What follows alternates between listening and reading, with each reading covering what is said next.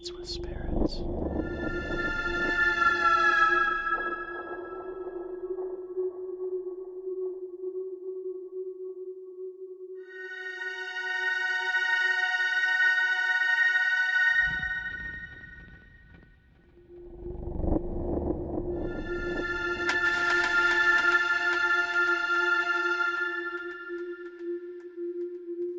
Spirits with spirits.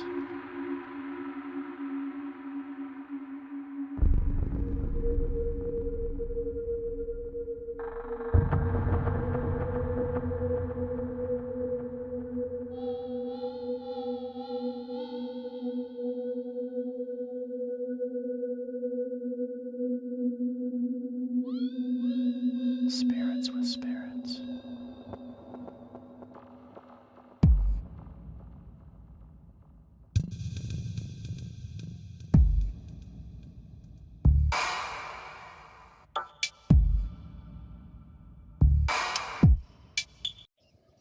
All right, ladies and gentlemen, we are live with Spirit Spirits episode 10 of season 2. Man, we're already on episode 10. That's freaking amazing.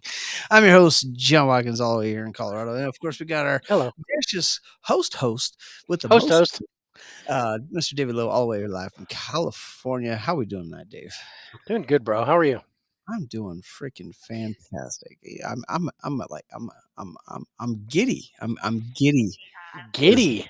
Yeah, like new smoker, man. That's like Oh, yeah. I get it. Yeah, okay. I'm giddy. And Yeah. I'm also excited to kind of really break down these 2 interviews that we did, which I'm really excited about kind of breaking down into. And then, of course, rediscussing at the end of breaking down these 2 interviews and rescoring the Amityville that we all so like and enjoy talking about. And I forgot to put our links up here real quick, so let me take care of that. I was enjoying the intro. Yeah. Oh man. Let me post that I'm again. doing our links. Uh, Oh yeah, you gotta do our call in and all that yeah. jazz. Yeah. Hello. So it's been super busy day, with putting it up together the new smoker. I got ribs going on right now. It's but I got people here to take care of that, so I'm not worried about it. All right. Oh, all right. So fine print. Let me get this out the way here, Dave. So we want to thank Anchor. Anchor is what allows us to take this audio portion of the live cast that you all get to enjoy and chime in on. Puts it out there to all of our favorite podcast sites like Spotify, Apple Podcasts, Google Podcasts, Pocket Cast, Radio Public, and Breaker. Also want to thank Restream. Restream allows us to go to all of our lovely sites at one time through their multicast, where we can be on our Facebook Spirit Spirits page. We can be on our YouTube page, Twitter, D Live, Vaughn Live, Twitch. So you can a lot of places for you to watch, and definitely a bunch of places for you guys to listen if you can't watch. So thank Restream for that. So I'm excited about it tonight, though. I really am. Yeah, it's gonna be fun. I've listened to the interviews. I know how I felt when we did the interviews, and Yeah. it's going to be interesting on. It's gonna be fun because we're gonna be the third party now. So instead of us asking the questions and getting the responses, we're and my phone just said Satan. And then that Ooh, Ooh, that's the Pillsbury Dough Demon. yeah. Oh. Oh. So it's going to be interesting, and of course, I think what's going to be interesting is realizing the questions that we didn't ask. I think that's where I'm gonna be like, I wish I would have asked this. I should have asked that question. Dave, why didn't you ask that Hello. question? Right. I'm ready to chastise myself from saying dead files Yeah. on air On the live. like And a then him fucking starting to kick schmoo. and then him starting to kick my ass because he thought I was the one that said it. that it couldn't have possibly been me, right? I don't make mistakes like that. Uh, And I love you, bro, but I was perfectly willing to throw you under the bus yeah, and, and drive, let's and keep then back on, up bro. and check and see if it was in the road, and then go again. And then join them in Colorado and kick my ass. I'll hold them down for you. Don't make me come to Colorado. Kick that ass. So I will buy a plane ticket right now. And of course, you guys can always click on the link if you want to join the FaceTime. You can call in and chat in with us, or of course, just chat in on the message board. Definitely want to hear your thoughts, even on the interview and whatnots.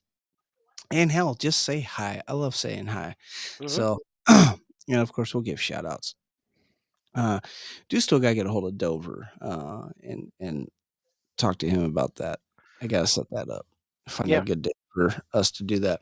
Well, you want to get into it, or you? I mean, is there a prelude you want to talk about? Anything like that you wanted to talk about before we really get into this first interview with Ralph Sarchie?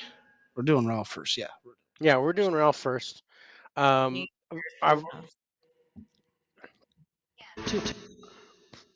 This is Ryan. This is Ryan. Oh, hi, Ryan. All right. No, I'm ready to get into it, and I've already queued it up to. I'm fine. I've already queued it up to where he initially calls Oh, the pre-call. the pre-call because I wanted to show our reaction to the pre-call That was so good. before the real call. Okay, well let's you got it queued up there, so I'll let All you right. take control All right. So and we'll let's. go on. Sitting here looking.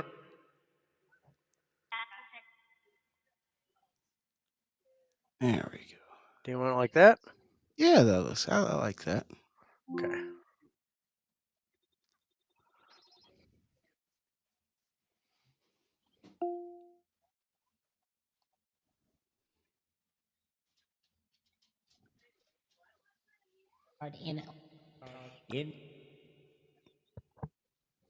We having audio issues? I can't hear it. Can't hear it. Yeah, that's weird that I can't hear it. Wow. Him. That's weird. I could hear it, but it could be just through me.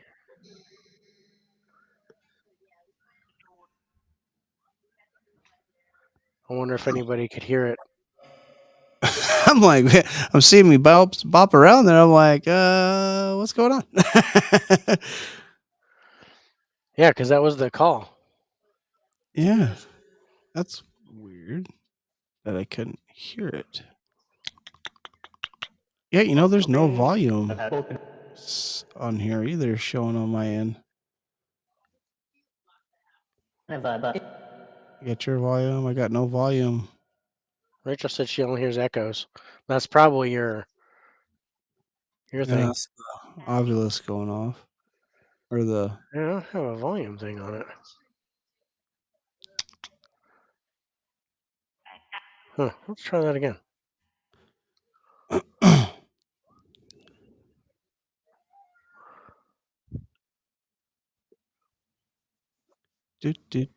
technical difficulty song. Do do do do do do.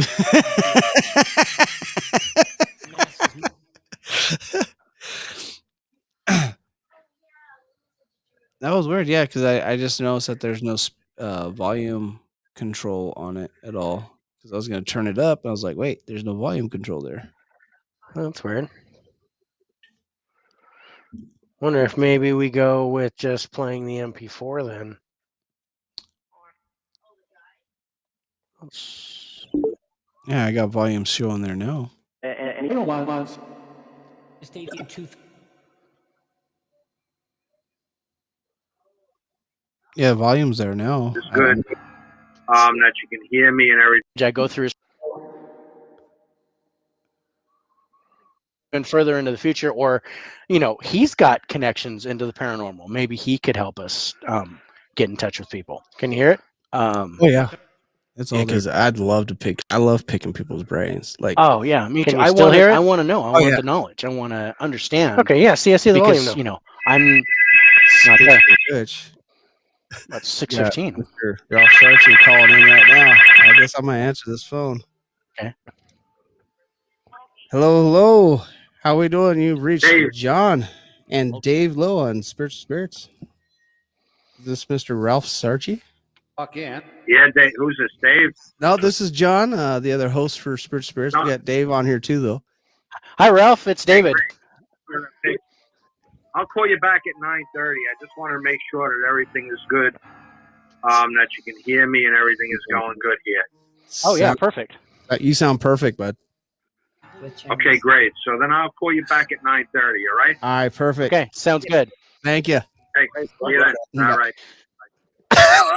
Look at that. Even makes a test call. I'm so happy. I feel like oh, that is so awesome. I am so marking out right now. Yeah, I got all red. Oh man. Woo. If I'd have farted, I'd have left the Like desk. Girl on prom night. I know, me too. Oh my goodness. Lighter than air. So those of you who are joining, we're 15 minutes in. Go ahead and say hello. Let us know that you're with us. Please do. Ralph Sarchie just called in and just did a little testing. So awesome. So awesome. Just hearing that voice. Bam. Asia. Okay. So I'm going to fast forward till he jumps on. Yeah, I just love that. I was like, oh my God, our first interview. Oh, it's for them. Oh yeah. No, if I'd have farted, I'd have left my chair. I would have. I was so wound right then. It was like, whoa. Absolute lowest. Okay, so let's go to. So he and I will both ask you questions here and there, if that's okay.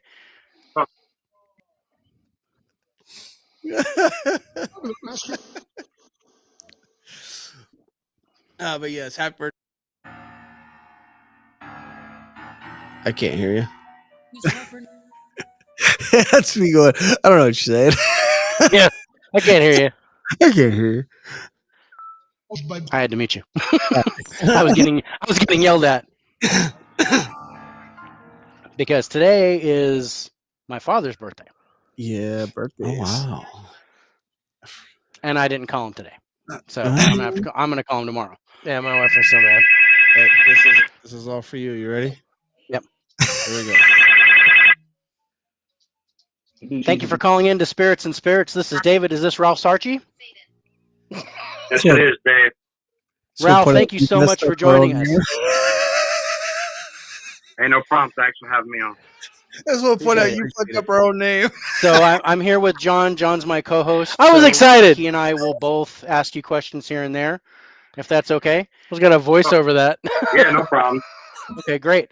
Spirits with spirits. So first off, I know we did some preliminary questions beforehand, but for our listeners, can you tell us exactly what you do? Well, I'm a religious demonologist. I help people with cases of diabolical activity and diabolical possession. You're all grinning. That's great. And how long have you been doing that for? For a little over 30 years. Wow.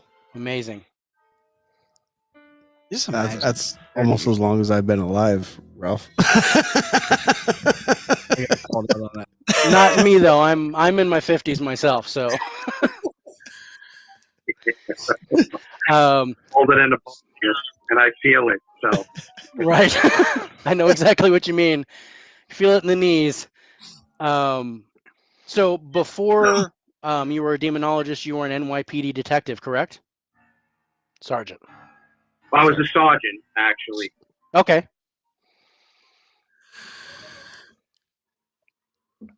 And that you were in the NYPD for 17 or 18 years?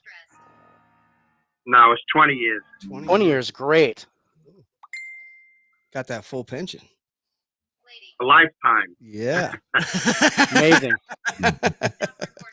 Hey, thanks for your service there, Ralph. I appreciate it. Sure, no problem. They paid me pretty well. Yeah. I have to. Good. So you're also author. Holy cow. I don't know why that came out Get all those bad. words You're out, also John. an author. I was having a Yeah, problem. we both have your book. Yeah. Also, the same name as the movie that you helped produce there with Deliver Us from Evil. I have not had a chance to read it, unfortunately, because I've been studying like crazy. But I'm looking forward to that on my downtime to actually start reading that myself. Okay. Just don't read it at night. Just don't read it Okay, at all right. night. No. Well, it's So my ghost tube just said Sean. no. Yeah. No. Yeah. I just I'd- got a response from a paranormal group about wanting to do an interview.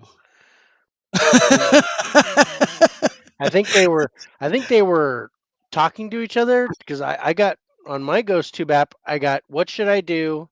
And then it said stop recording, and then it said Sean. That's interesting. Mhm. Telling you, man, I'm I'm curious as to what I'm gonna get tonight on the new phone, and it just said help me.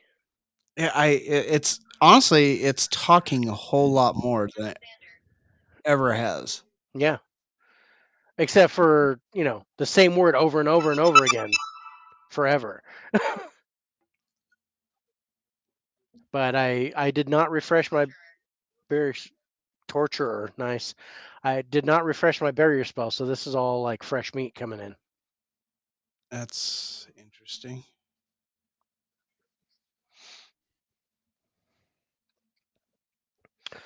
So let's see. Do you want to just continue from the spot, or do you want to forward it a little bit? Because I mean, right now we're kind of getting the what do you do? How long you've been working? I don't know how much longer this lasts, so I don't know if I'm gonna miss anything if I I know forward it. But I know we start really getting into the questions not too long after this. no, I mean, yeah. Well, once we jumped in with like the first real question, his Yeah. response was like, He "Whoa, started really talking. It's like, oh, this is great. yeah." So yeah, I just pick it up from here. We'll just keep going.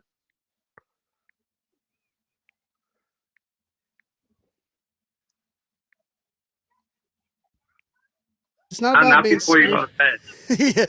Yeah, don't be. I'm not scared of being alone in the dark, Ralph. I'm scared of not being alone in the dark.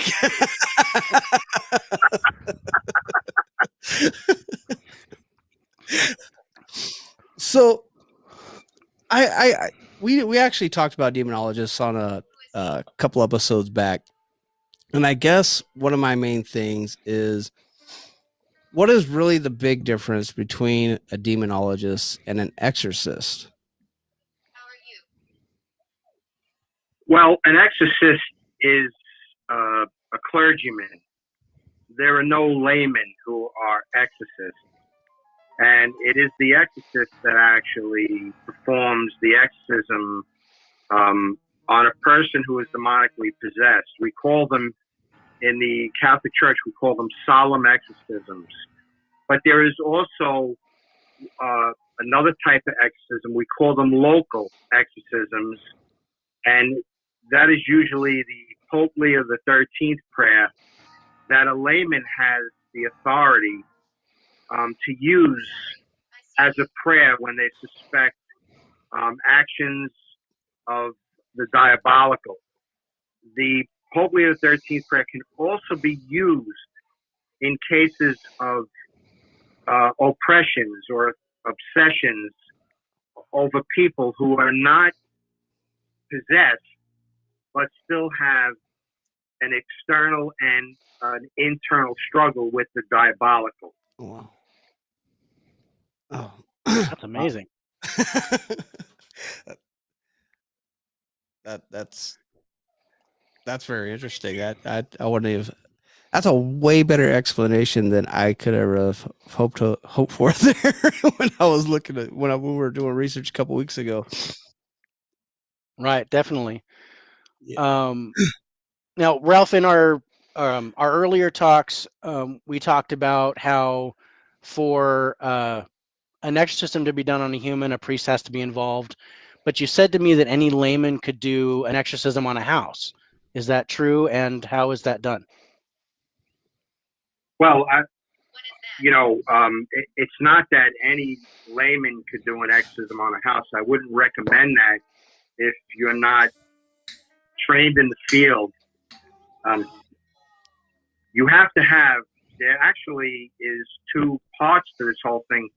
One, you need the knowledge, and just reading a few books is really not going to give you that knowledge that you need. You really should, be trained by somebody in the field who, whether it's an exorcist or, people who have been around investigating these things for a while. Like when I first started in the work, I was an investigator for Ed and Lorraine Warren. So, I have a pretty good background as far as, who I was involved with. My mentors are Bishop McKenna and Father Malachi Martin. And, pause that right there. As far as exorcists are concerned, I probably couldn't find. Got it.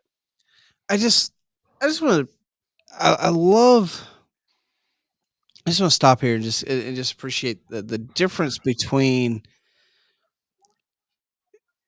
dealing with something that is, what's the word I'm looking for? No, not Suck it up, bud. Did you hear that? Suck it up, bud. How the difference between, well, I guess between dealing with a house or an object being exercised and dealing with a person that's exercised. I really, the difference and the tools that you need and the people that you need to perform these things, the differences. I just wanted to kind of briefly kind of point that out because I would have never thought, I would have thought that you would have needed, a clergyman or whatnot to really perform a true exorcism, whether it be a house, an object, or a person. You would need someone of clergy Yeah. to perform that for you. But a layman could actually take care of an object where you actually need a clergy member to. I thought that I found that very interesting in this interview. Yeah, I thought that was really cool. Now he did go on to elaborate on that, and there's more to this, but but he told me in the preliminary interview that you don't have to be a member of the clergy to exercise a house or an object. You only have to be a member of the clergy to exercise a person, to exercise a demon from a human being. And I thought that was really interesting. And my phone just said blood. This year's just chatty tonight. Mine's chatty. You're a chatty phone. What am I drinking? Peach. I'm going green apple. You're going apple. I'm going green apple sour. That's pretty good. I drank that a couple weeks ago. Ooh. Yeah, that's nice. That's an apple pie apple. Yeah, that's lip smacking. That's Granny Smith right there. Mm-hmm. My favorite of these, oddly enough, was the blue raspberry. Those aren't too bad either. I was digging. But I can even drink the watermelon, and I hate watermelon. Oh wow. But I could even drink the watermelon. Yeah, I had one, and then I was like, all right, Amanda, if you want these, you can have all the watermelon you want. but I drank it and I was like, that's not bad. I don't Yeah. want any more of it, but that's not bad. Yeah. But I did the Bud Light Next, which is the zero carb beer Yeah. that they have. I like my That carbs. oh man, it tastes like shit. Oh yeah, it has no It's carbs. so bad. It's so bad. It's meh. Okay, you can Okay. get. Yeah. All right. Let's keep this train going.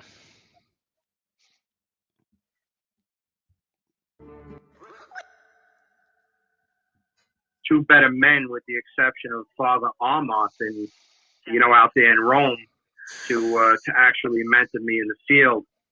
So you do need the knowledge, and like I said, it takes more than just reading a couple of books or watching a couple of TV shows or movies. The second side or to that coin is you need a spiritual life. You need to be in a state of grace, and for Catholics that means you haven't committed any mortal sin. You've gone to confession. You've received the body, blood, soul, and divinity of our Lord Jesus Christ in the Holy Eucharist. And you have a very, very strong prayer life. Without those elements, it would be a very, very dangerous undertaking for you to get involved in something like that. Not only, like I said, the lack of knowledge aspect, but the lack of a spiritual life is a completely insane thing to do. Kind of like watching a Bruce Lee movie and thinking you know kung fu. Oh, you're going to get your butt kicked if you try that. Right. Well, I mean, you've been doing this for 30 years. How does that make you? How do you feel when you see those people out there that literally watch a couple movies, read a couple books, and go out there and try and do these things that you've been doing for 30 years and had the training? What's your feelings on people that do try and do that? I don't know. I wish I could word that better. Well, no, I'm tracking what you're saying. I understand. And it's like I said, you would sort of be a little crazy to do that. Because for the most part, the demonic, they really don't expose themselves. Especially if you're a threat to them, they're not going to want to expose themselves to you. They can actually fear you to a certain degree. But when you go up against them and you're not spiritually prepared, your protection is really it's at zero. You have no spiritual protection. All right, God affords all of His children, even the ones that are in ungrateful to Him and don't follow Him or worship Him. He'll still afford protections, but you got to understand when you get involved in a case of diabolical activity, a valid case of diabolical activity, you are actually putting yourself in between the family or individual and a demonic spirit. That there was no blockage before that. That the demon had free run and free reign of either the individual or the family. Now you've been, you've interjected yourself into the middle of that. And if you are a threat against the demonic, they're not going to like that. So if you're not protected, like I said, not only through knowledge on actually what to do in a case, if that spirituality is not there, it's like entering war with a water gun and without any kind of body protection, being that we're using analogies. Right. It's just pretty much, it's really not a good place to be. Well, just kind of staying with that, how do you think your past career helps you with being a demonologist? Well, with the aspect of actually doing investigations, being a police officer and interviewing thousands upon thousands of people throughout my 20 years, on the police department, taking police reports, looking into, crime situations, dealing with victims and dealing with perpetrators. It's given me a good ability to do interviews and, to know what to ask for, actually. When you're a young cop, you have to take the report, you have to ask questions from the report, but after a while, as you're involved, you no longer need that report. You know the questions you need to ask. Well, it's sort of the same thing when you're dealing with cases of diabolical activity, and it's like I said before, you need to know that you need to have the knowledge on what to look for in the first place, because when the cases come in, I don't automatically know that the person is suffering from diabolical activity. They can have mental issues that I need to be possibly aware of. I need to know that we might not be dealing with a demonic spirit, we might be dealing with a human spirit, or we might be dealing with an elemental type spirit, or we might not be dealing with any spirit at all. So it would be very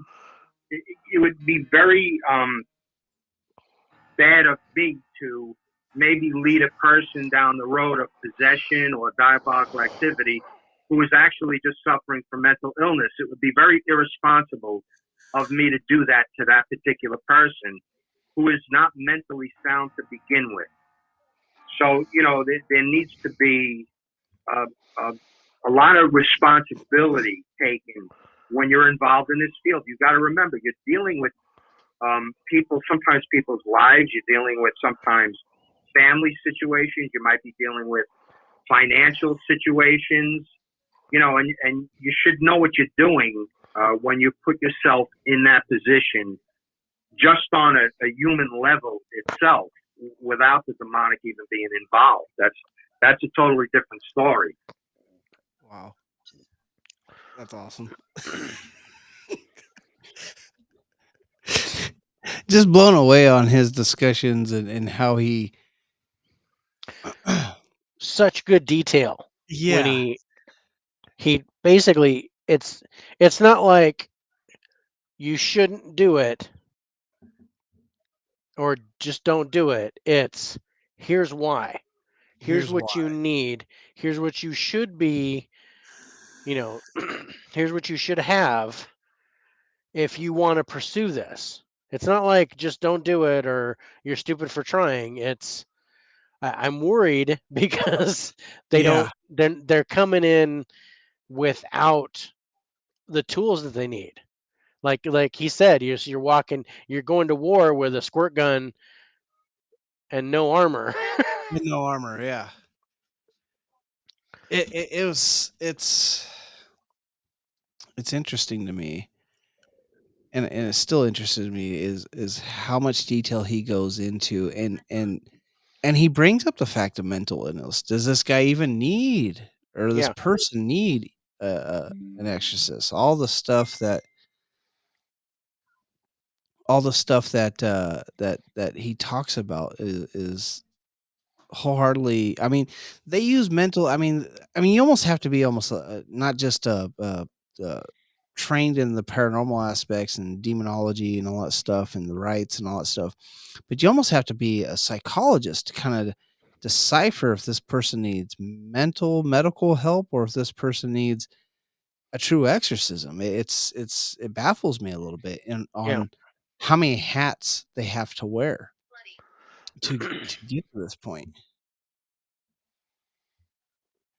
I don't know. Yeah. I don't, I loved his interview.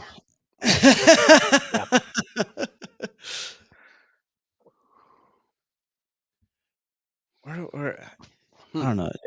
Do you want to skip forward through this part? I don't know. He's starting to really kind of get This, into yeah, I everything. mean, almost every question is like, dude, his responses are like amazing after this. It's like the whole, Yeah. yeah, I don't, I mean, but it's pretty much, I mean, I wish I knew the exact points where he said those one things where it's like, trapped mail. Interesting. You know, some of the things he said, we were just like blown. And then or damaged, but it was but yeah, just about every question from here on, just some He gives interesting so much detail. responses. Yeah. So yeah, I don't know. I don't care. We can skip, we can just continue. We'll just continue for right now. All right.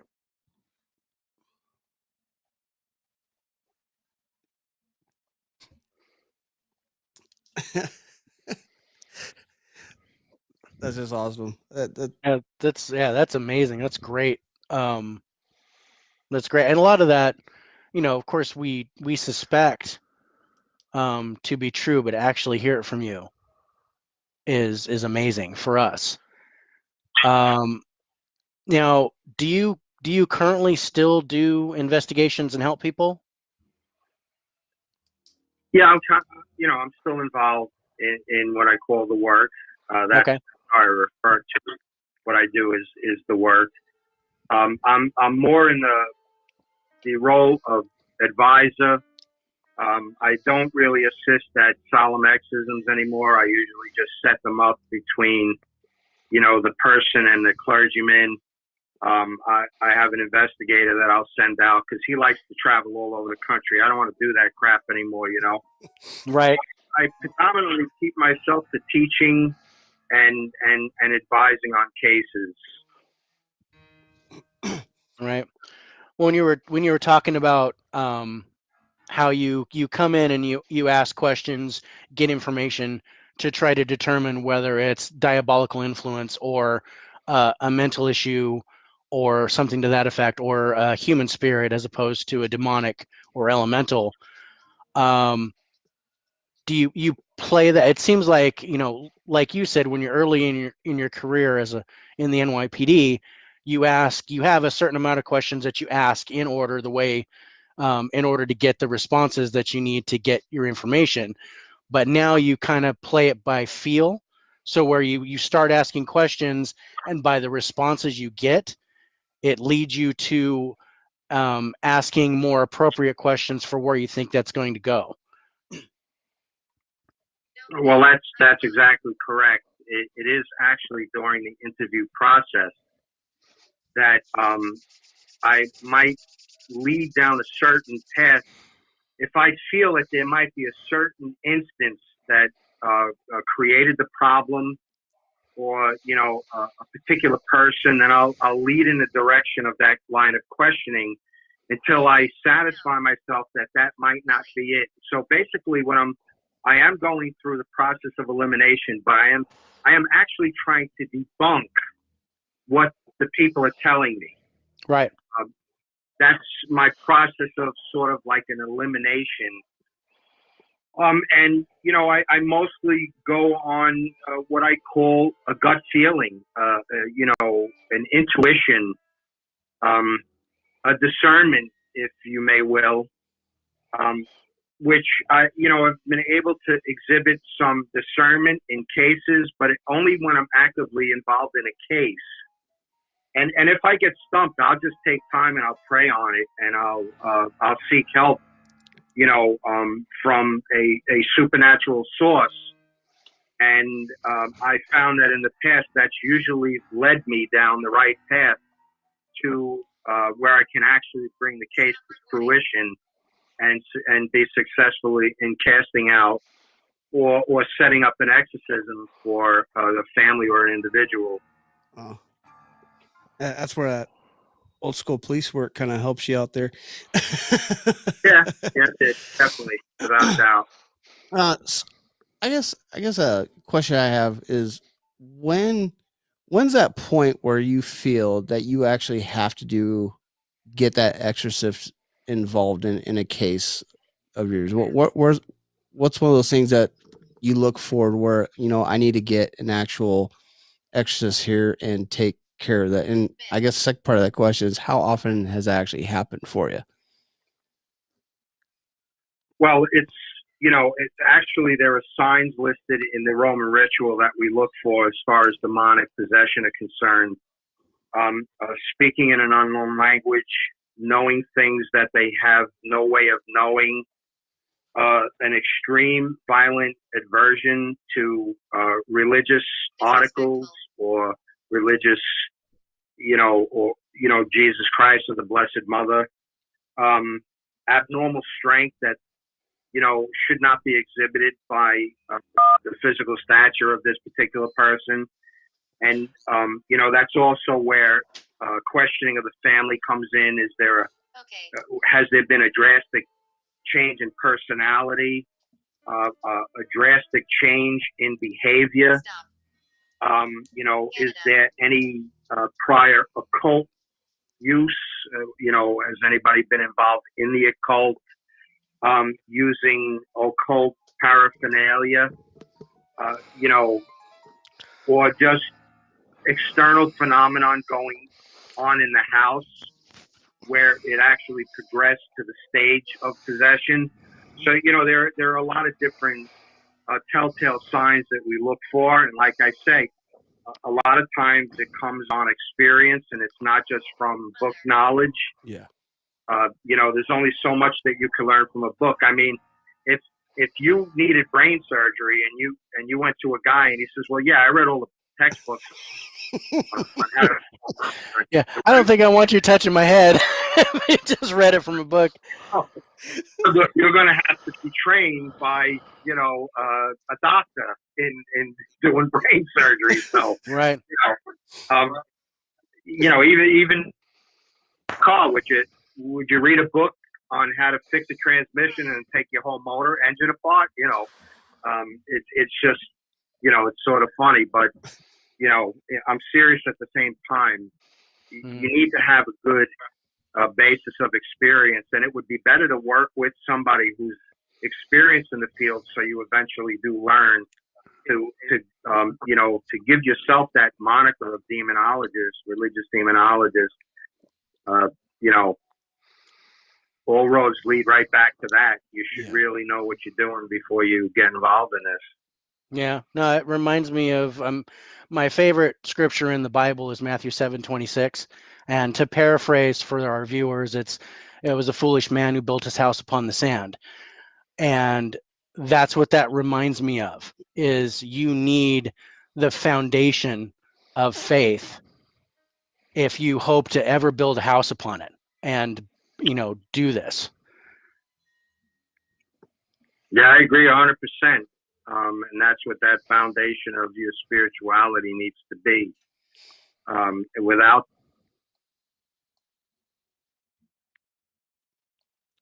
Well, you paused it. Yeah. I know my scripture. You paused it. You really like that quote. Oh man, that's my favorite.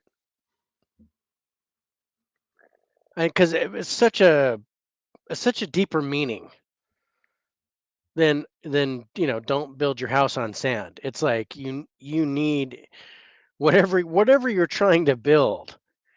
Like, even talking about our show, we need a good foundation. Yeah. In order for us to build on it, and Absolutely. we have we've built that. We've got a good streaming service with Anchor and Restream.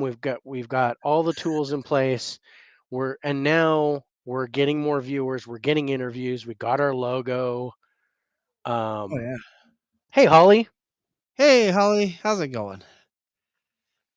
Welcome to the show. So we're going over the Ralph Sarchie interview, and then we're going to go over the Sean Austin interview. Yeah, we're having a pretty good night. Yeah, not bad. Not bad at all. I know he's got the smoker going. I've already had my dinner, so no cat. No cat. No, there's no cat here. That's a first. Never gotten that before. What else I got? Joe buried fire, run. Mother Canada, stop.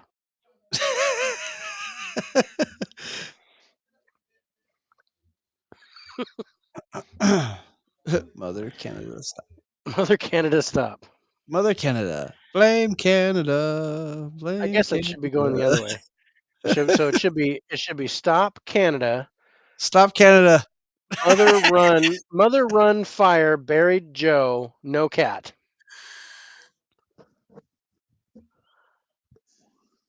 That's awesome.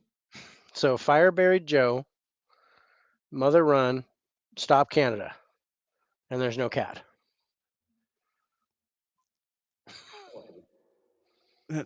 Oh, I have no cat. You have no cat. No cat. All my cats are gone, have disappeared, vanished. Oh. Because I live in the country and there are much bigger animals around that decide, oh look, cat. So, what? Now she asks, what are we covering tonight? I just said it. You weren't paying attention?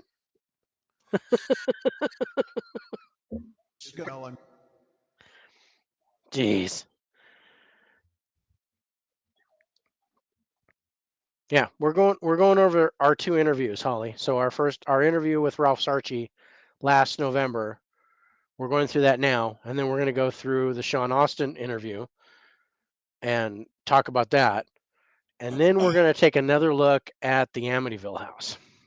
Yeah, we're just gonna Rescore it. yeah. Maybe have a quick discussion about it and then rescore it. Mhm. So, if you All could right. think of any questions that we should have asked, don't hesitate to put them in there in the chat there. No, Holly was actually I think she in watched for that the shit. Ralph Sarchie interview. I'm pretty sure. And I think we did relay a couple of her questions that she had. Yes. At least one that I remember for sure. Yes, I do remember. We didn't get that freaking last question. We didn't get that last question in. About the 411 portal. Yeah. Look at me remembering shit. Right? You clearly hadn't have enough drink today. Yeah, it's been a busy day. I'm only on 2. I'm working there. Shoot, Yeah, I'm almost caught up with you. almost 3. This one's about done. I'm almost at 2. But yeah, do you want to skip a little bit? God, I'm afraid to skip because I'm afraid we're going to miss a gem. Okay, so I'm trying to think what he was talking about before you hit pause. You broke. He broke down again that you need to have the knowledge and the learn Yeah. from somebody to actually do this. If you want to do this right, learn from the best. Yeah. You know, I think get we're your talking experience. about at this point. We're talking about how you could actually don't even have to be part of the clergy to go to those classes if you want to spend the money to go all the way to Rome. Yeah, I think we got there. Yeah, pretty soon after this. Yeah, totally.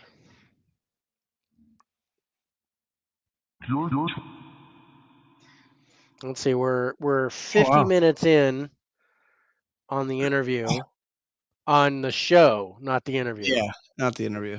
Yeah, so that puts us at 20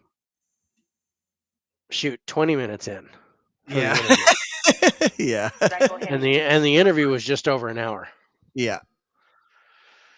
Let's hit play. Let's see what he's talking about. Let's see what the next question is. All right. There's some That it would be very dangerous to undertake that kind of stuff.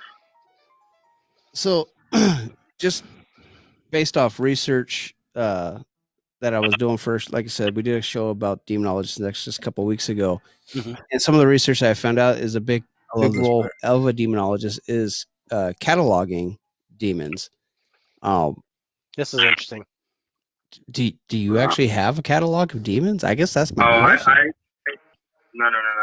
That's not how we work. We don't want to give recognition to any demonic spirits the only time that a demonic spirit should actually the name be used is by the exorcist during a solemn exorcism. That is one of the questions that an exorcist must ask. There are a list of questions that the Roman ritual supports actually, and it's really the exorcist is warned not to stray too far away from the suggested questions that need to be asked. One of the questions is we want the name of the demon, and the reason for that is because once the exorcist gets the name of the demon, now the demon has to respond to that name. The exorcism is no longer basically generalized. Now it's focused on that particular demon. And their names are usually connected with their nature. It doesn't even have to be like a regular type name. So, a lot of times the demon will give the name according to what their nature is. Oh. And the only reason why we want to know that name is so it could be cast out. To know the names of demons is senseless. It's not needed. So why would, when you give a demonic spirit recognition, you draw it to you. So if you're using its name, like when I say the prayer to Saint Michael, my goal is to draw Saint Michael to me. I want him present with me. When I pray to Jesus Christ, I want him present with me. When I pray my rosary, I want the Blessed Mother with me. If I pray to one of the saints, like say Saint Pio, I want him with me. Why would I mention the name of a demon? Why would I want that with me? It's made perfect sense. So, there is actual danger of actually drawing these spirits into you when you call them by name, because they will respond to it. How do you feel? That makes a lot of sense. That's mind blowing, actually. Yeah, and only in the solemn exorcism is that even a thing. Well, the demon is usually present unless you're having more than one exorcism for this particular person. But you got to understand also that a lot of times people are possessed by more than one demon. If you remember in Scripture, I don't know the book. I'm not a biblical scholar, but in Scripture it says that when a demon is cast out, it'll go to and fro, and then it'll return to its house to find it all swept and tidy, and it will bring 7 more powerful than itself. Basically, what that parable means is if a demon has been cast out through demonic possession, through an exorcism, and that person does not change their life and become more of a spiritual being, then that demon is bound to come back with 7 more powerful than itself. Wow. And I've been involved in many exorcisms where there were more than one. Right. So, we might get the name of a demon and the situation does not remedy itself. So the exorcist might call on that demon again to see if it's present, or if there might be another individual demon that comes forward, and now the fight starts all over again from basically square one. Oh my! Wow. That actually feels that wow. That's actually mind blowing. That would be a scary thing to run into. Honestly, to not only did you expel one, now you're sitting there dealing with 4. That just it still to this day blows my mind how you have to deal with 9 times out of 10 they talk about, or he was talking about, like 9 times out of 10 you're dealing with more than just one demon infesting a person. Yeah. And you have to deal with all these. And then if you do get exercise and you don't live your life right, that it brings 7 more powerful than that was there before. Yeah. That's fascinating to me.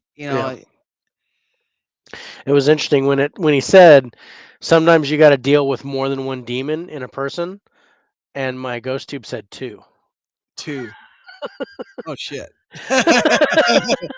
uh, I'm like, that's more than one, and like right after he said it, who are we talking about here? Me or you? right? Well, I'm kind of thinking me. No. Um, well, there's two of us. There is 2 of us. Are we There's two. demons? Are we? Shit. Damn it! I was wondering what that was I about. wonder why every time I go to church I get this burning sensation. Oh yeah, I was going to the church. I feel like I'm gonna burst into flames right now. I'm like, it's really hot in here. Can I get out? Woo. Oh, and it just White said toy. sweating. Shh. No, it's I find that phenomenal. Damaged bride. I find That's it weird. phenomenal that they have so much uh to deal with at a certain point in time. It's you don't know what you're walking into, and that's what that when someone goes to exercise someone, they have no idea Yeah, what they're stressed. walking into until they start talking to the person. And a lot of times they're dealing with more than one entity possessing that person. My thing is, okay, all right. So here's my thing. And this goes by stuff what he's saying. So you get exercise, but you don't live a good lifestyle, and it brings 7 more back, more powerful than it was before. But with that being said, when you walk into an exorcism and there's already multiple demons infesting this person or multiple entities infesting this person, does that mean they are already exorcised from the original demon? I mean, can you be and this is a question I should have asked, is can you be possessed by multiple demons from the get-go? Or is it I think you can. I think you I, can too. yeah, I think you absolutely can be possessed by more than one demon at the get go.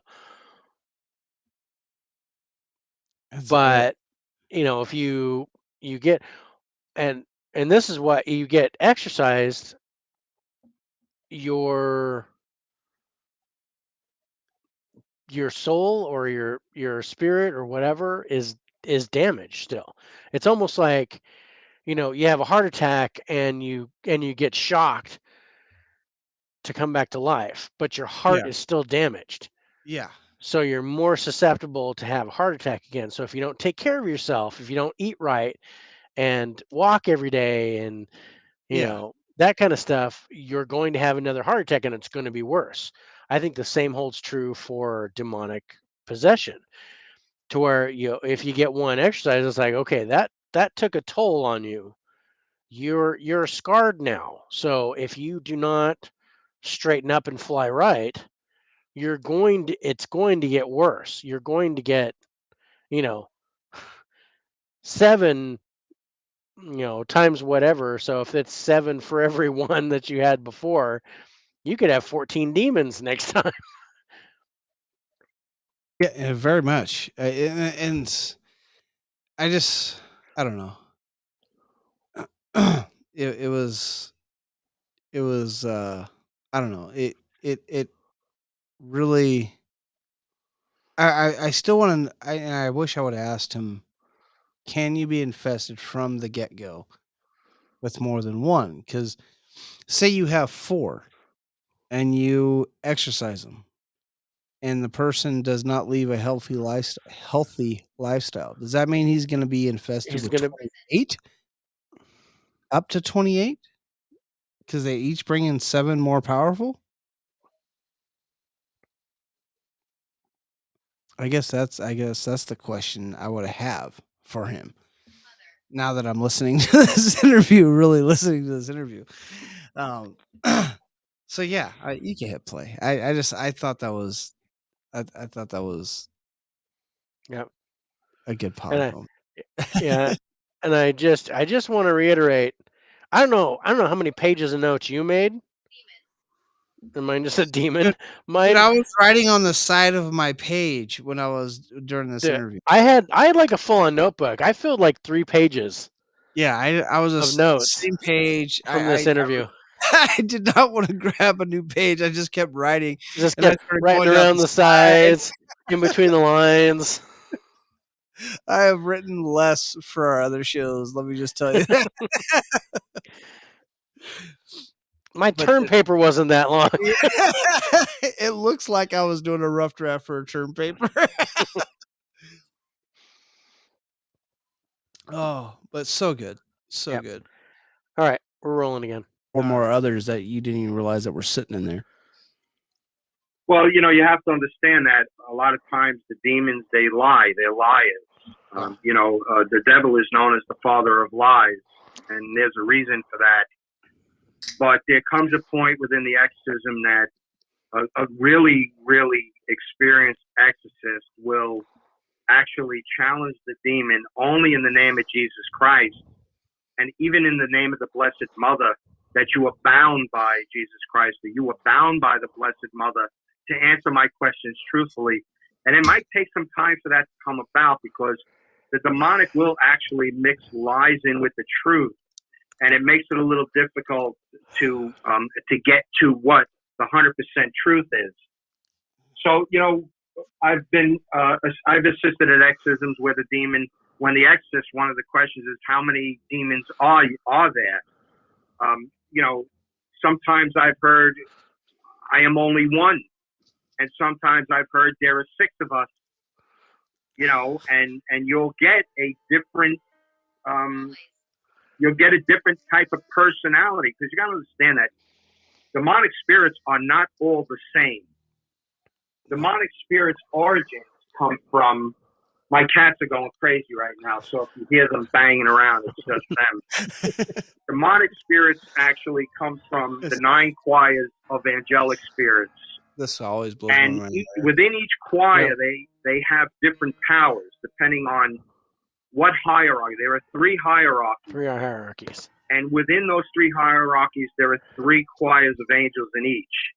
And the closest, the top choir is the seraphim, which is the choir that Lucifer came from. Right. Yeah. He is the most powerful angelic spirit that God ever created. He was Lucifer was the most powerful creation up to that point, because the angels were created right after the time-space matter continuum was created.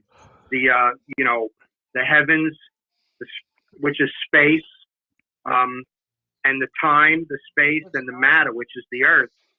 The next thing that God created were the angels, actually, to worship Him. So these demonic spirits come from those particular choirs, and the higher up in the hierarchies that they are, the more power they have.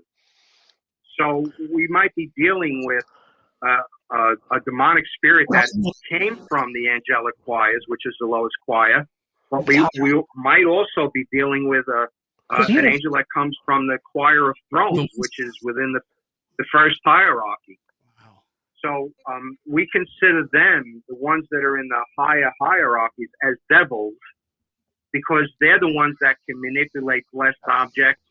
They can withstand more prayers than the lower choirs, the demons that have come from the lower choirs.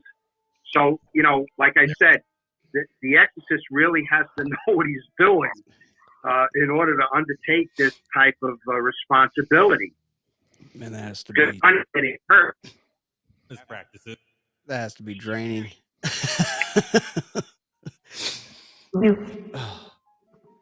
Wow. So in these cases, say an exorcist comes in, hopefully not cold, but an exorcist comes in cold to an exorcism. Would an exorcist call on a demonologist to assist if they feel there's something in one of the higher hierarchies that they're dealing with? Well, not all exorcists have access to a demonologist. It's usually what would happen is an exorcist would be trained by a more experienced exorcist.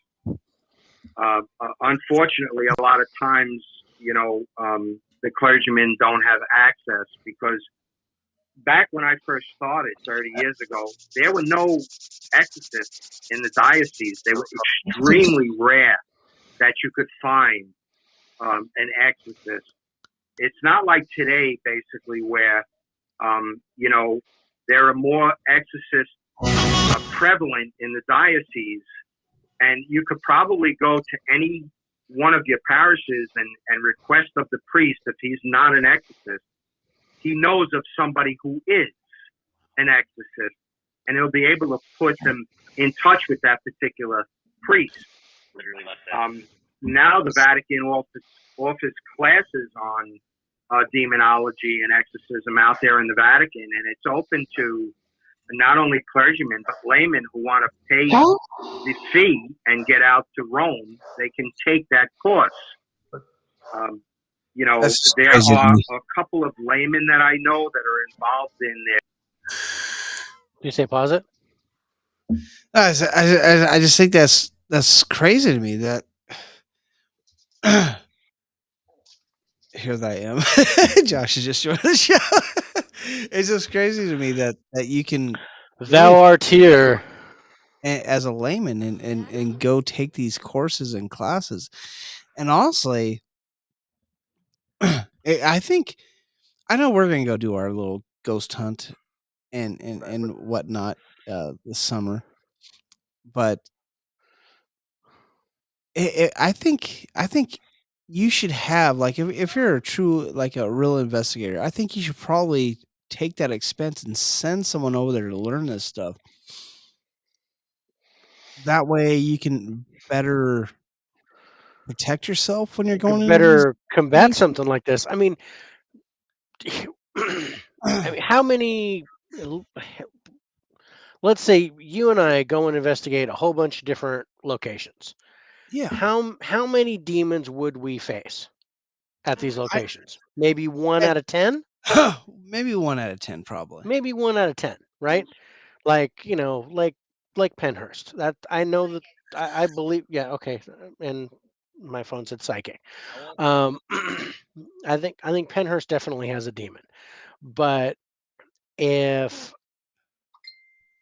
Shit, after that there's Sean Austin interview, I think fucking Amityville might have a fucking demon. I think Amityville definitely has a portal. Yeah. I'm possibly something non-human. I don't know. I don't know if that's demonic. It's definitely influencing. But like the Sally House. Yeah, I know that place worries you. Yeah, I know that. I know that's a demon trying to pretend to be a little girl. That's nasty. I'm not happy about that place, but I'd go and investigate it. Yeah, yeah. But I think but I I even would tried talking to you and doing I think I remember we were talking about that, if you do a spirit board there. And you're like, "No." knew. I yeah, leave me alone. I don't know if I'd do a spirit board anywhere, to be honest. Yeah, I can't blame you there. I'm not a I there's nothing good that comes out of a spirit board. Let's just say that. But I would do tarot. I would do a tarot reading. I would go in. I would be in that house by myself. I would, like, all right, you chill out here. I'm gonna go in with the GoPro. We're gonna go fuck this shit up. My demon versus your demon. Let's go. Yeah, let's go. Top Hat versus Sally. Let's do it. That's right. In this quarter. Let's go to... Let's get it on. But no, I mean it's still. I mean, the amount I would do more just because I'm ignorant. Good old Josh. You love the spirit board. Josh loves the spirit board. He's got one, and honestly, it was very. That was an interesting night. That was an interesting night. You missed that night when we brought the spirit board out. That was Yeah. the night you couldn't be on the show. I couldn't make it on the show, and I was going to do my tarot while you guys were on the spirit board. and see if we got something. But Yeah, yeah, 'cause I that's didn't. always something I've always wanted to try. As much as I don't like spirit boards, I've always wanted to try to use tarot to actually ask the questions to the spirit board or see what type of responses the tarot was getting from the spirit board while we were Mhm. building the spirit board. Yeah, it's spirit boards are interesting. Let me just say that, and they freak Yeah. me the fuck out. So Yeah, the only thing with spirit boards, and that, this is just my belief. I don't know if it's true, but I don't believe you can talk to human ghosts with a spirit board. I believe the spirit board draws non-human entities. my thing is I don't care. the good entities aren't sitting there waiting at a door waiting to come and talk to you. Only the bad ones are sitting there knocking on the door waiting to get in. So when you open a door like with a spirit board, odds are you're not talking anything good. Hmm. Yeah, because somebody's waiting 99%. to talk to someone. Yeah, It's it's usually because they want to sell you something. yeah. Yeah, So yeah, it kind of comes in line with what I believe when the times that I have been involved with a spirit board, which are not many, but every time has been negative, something non-human claiming to be human, and and then I have had to help people um, shed a non-human entity that was attached to them because of a spirit board. yeah. Um, So um, I just I, I don't I don't think they're safe. I think that's like, here, hold this grenade, and right? I mean, yeah. Okay. Before we continue on, let's take a quick break. One, I gotta take a piss. I need more beer. I'm out. And So we're already hour in. So let's take a quick break. We'll be right back. I know I could be dangerous, but any chance you take is dangerous. I agree with that too. yeah, but you can you can have the safety equipment that you need. Like if you're gonna go whitewater rafting, are you gonna do it in a bathtub floaty with no gear, or are you gonna be in a raft with an oar and a helmet And a life and vest be a and fucking intelligent person going down the rapids? Or are you just gonna, let's take this spirit board into this house and go to town? yeah. Okay, no, I'm gonna be prepared. If I ever use a spirit board again, I am going to be Asking the wrong asking the wrong guy. guy. Yeah, that Yeah. is All true. right. All He's right, like, bro. "We're Yeah, just gonna that's jump on the raft and go." and I kind of thought that like halfway through what I was saying, I was like, oh no, he's gonna get the floaty and fucking go down. Floaty, beer, The Speedo, just walking out speedo. You know, the speedo hiked up with there, floaties suspenders, on his arms. floaties on the arms, class 4 rapid, fucking. Yeah, that would be my cousin. Yeah. But let's take a quick break. Josh, damn right. We'll be right back. Play some creep music. Uh, we'll be right back.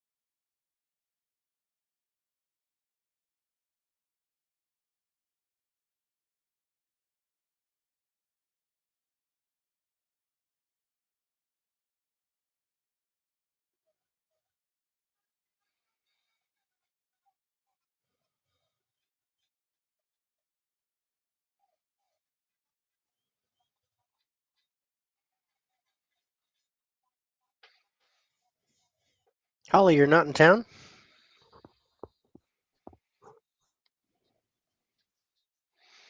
Or are you talking about the whitewater rafting comment?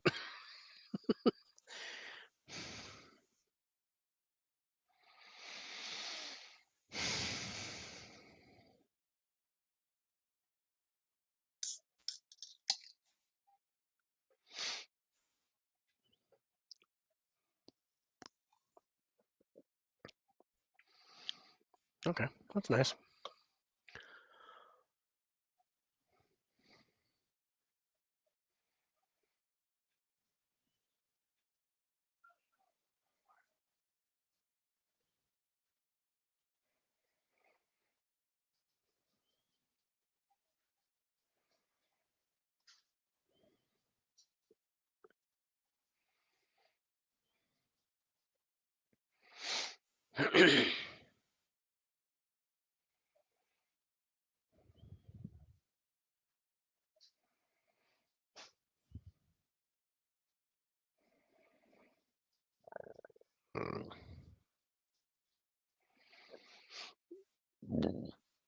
Watching you. Watching.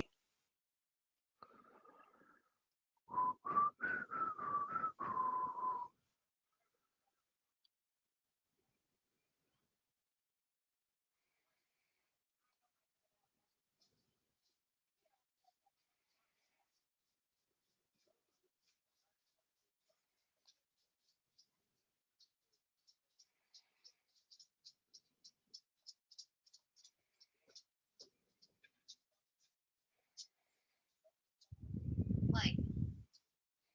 You like that one? Yeah, I like it too.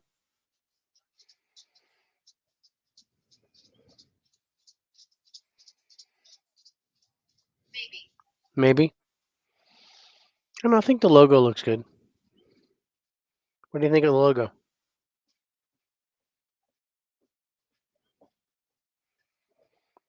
Hello. Hello.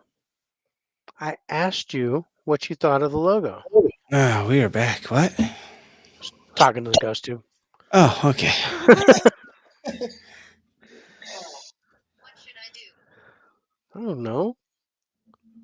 Not in 3R. What does that mean, Josh? Not in 3R. That's Holly, and 3R is Three Rivers. Oh, not in 3 years. Oh, that is Holly. Sorry, Holly. I don't know if she was talking about my whitewater rafting reference, because that's one of the big things up here is to go whitewater Oh, yeah. rafting, or if she's saying that she's not in Three Rivers. Oh, shit. Forgot something. Hold on a second.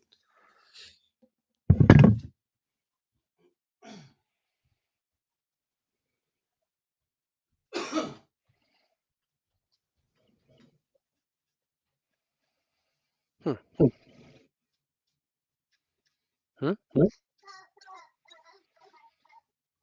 See, there's that echo.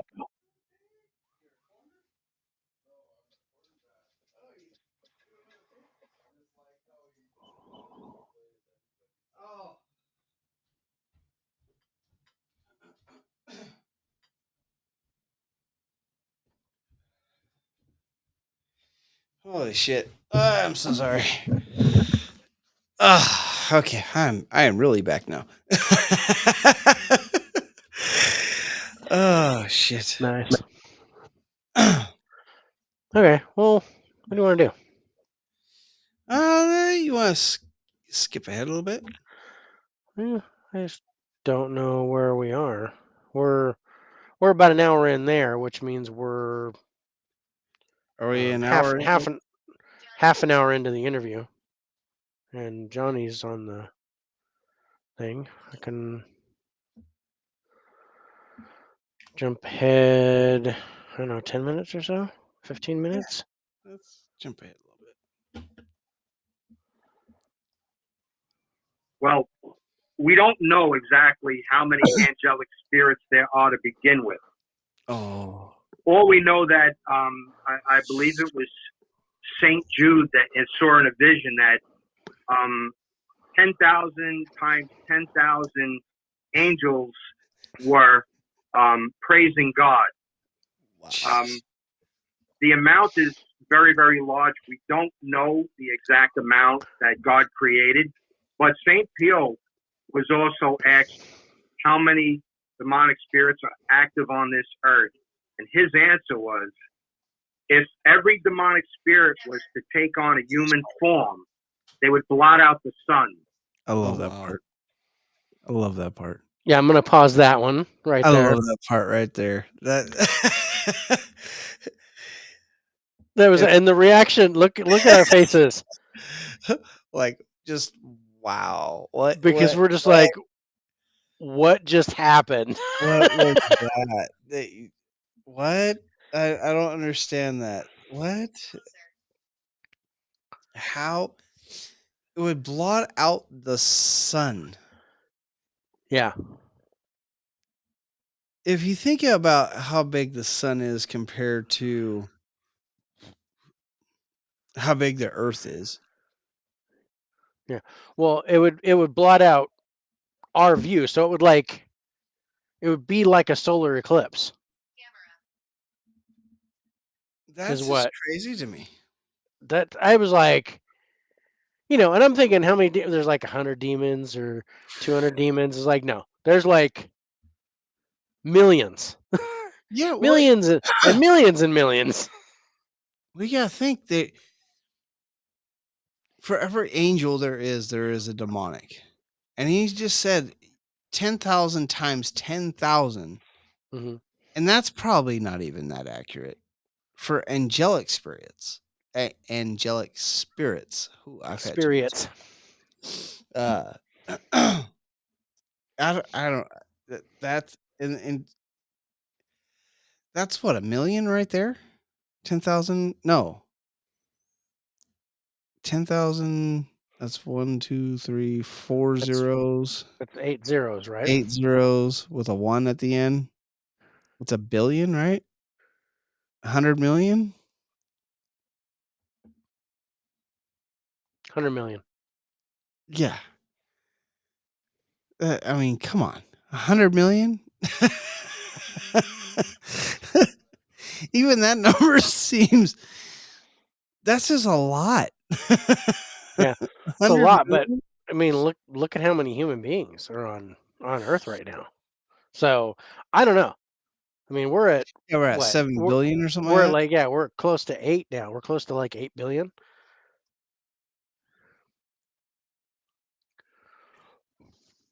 That's just phenomenal to me.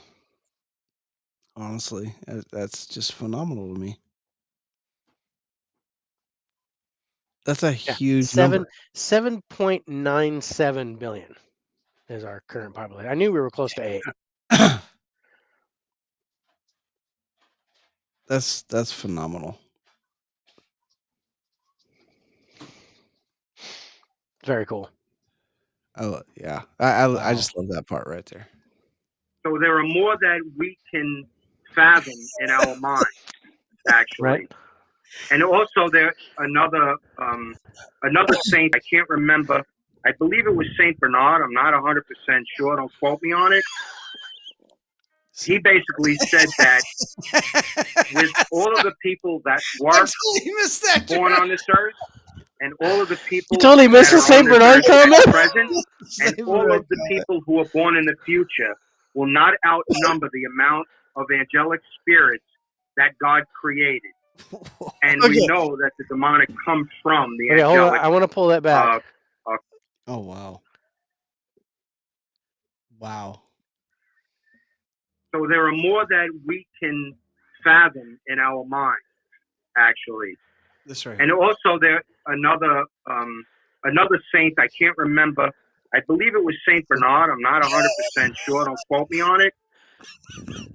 He basically said that with all of the people that were born on this earth, and all of the people that are on this earth at present, and all of the people who are born in the future will not outnumber the amount of angelic spirits that God created. Okay. Wait, and we just talked about 7.9 We just billion 7.9 billion now. now. So Not So I counting all the said, people that have died already. all the people that have lived, all the people that live right now, and And all all the people that will live in the future won't amount to the number of angelic spirits that God And he created. goes on to say, if you remember, if you listen to the last part, and he goes on to say, and if you remember what I said, there's as many demons as there are angelic spirits. But then he said that all demons are angelic spirits. They're all Yeah, angelic. it's all angelic. The They're demons all come angels. from the angelic. What do you call it? The angelic hierarchy The or hierarchy. Well, you know, they had three the 9 choirs and the three choirs or the 3 three hierarchies. hierarchies and the 9 choirs because there's 3 choirs per hierarchy. Mm-hmm. That oh my god. And we know that the demonic come from the angelic choirs. So there are a lot more of them than there are of us. And there was an awful lot of people within, from the first 2 parents, Adam and Eve, up until present. And then no matter how many more years we have left, as far as humanity is concerned, the angelic spirits will outnumber us. Wow. That's crazy. That's a That's a little intimidating. That's yeah.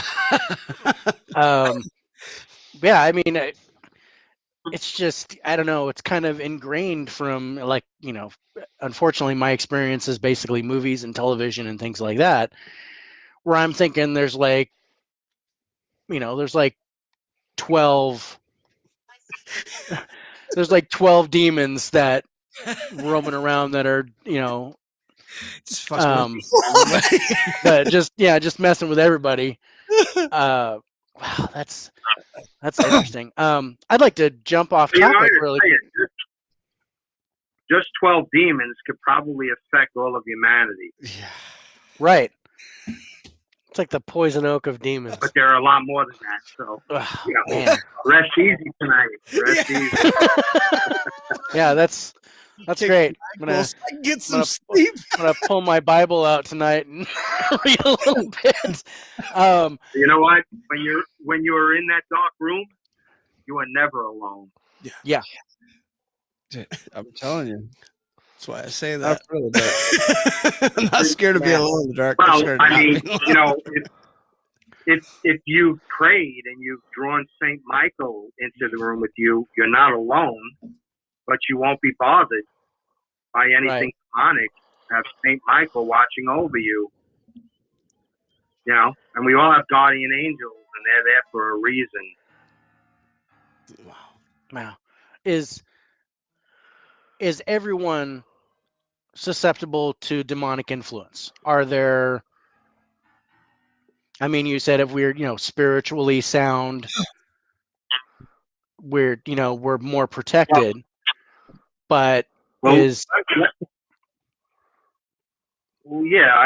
me answer it this way. When Jesus was in the Garden of Gethsemane, wasn't the devil there oppressing him? Yep. Yeah. Okay, you know what? The devil was actually, when Jesus Christ was praying to his Father and begged his Father to have this chalice passed from him, he was not asking his Father to stop the passions that he was about to undergo, the scourging, the crowning with thorns, the carrying of the cross, and the dying on the cross. He was not asking him to pass that. He came here specifically to do that. What he was asking his Father is to stop the devil from showing him the ingratitude of man towards him. The devil was trying to tell him, you're going to actually suffer for these people who are going to show you nothing but ingratitude. They're going to do nothing but hate you. They're going to commit sins. They're going to keep committing sins. They're not even going to try to stop. They're going to spit on you. They're going to blaspheme your name. That's what Jesus was having the difficulty with. And when he hung on that cross and he said, I thirst, he didn't thirst for drink. he thirsted for our love. That's what he was thirsting for, because he knew that there was going to be a lot of people on this earth that were not going to love him, and they were going to hate him. And that's exactly what you can turn around and you can look at. Through all of humanity, the history of humanity, there have always been people that have hated him. And they will hate him right up until he comes the second time. Wow. Then they're going to fear him. Wow. I love that part. Yeah. Wow. So yeah, we're all influenced by the devil. I'm just taking that in. That's I was writing shit down right there. I love this. That's wow, that's amazing. And I wanted to jump off topic just a second. I'd like to get your view on other supernatural things. Your belief, if you believe in UFOs or Bigfoot, psychic abilities, things like that. What are your views on that? This is interesting. Well, I believe one of the 7 gifts of the Holy Ghost is discernment of spirits. So I do believe in a sixth sense, a psychic ability. As far as Bigfoot, I don't believe that there is actually a Bigfoot creature out there. And as far as the UFO phenomenon, I believe it's a demonic deception. Oh, I studied UFOlogy. I knew I love I this. knew the president of MUFON years ago. I Okay. can't remember his name right now.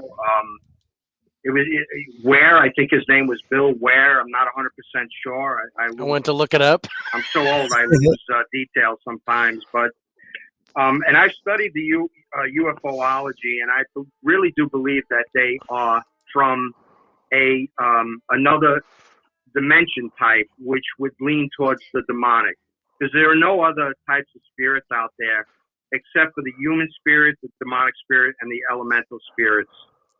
I have never thought of UFOs that way. You have just kind of blown my mind a little bit. You really did. I still to this day I don't think of UFOs that way. No, This is the and part here's where I love Ralph Sarchie, love this interview, and I don't want to say nothing bad about it, but this is the part I actually disagreed with him a little bit. yeah. No, I disagreed too, but I've never heard that view. I've never heard that view before either. I've never heard that view, and I wanted to play that specifically for Josh. Josh, if you're still on, Ralph Sarchie does not believe in Bigfoot, so Yeah. I want you to relish in that moment.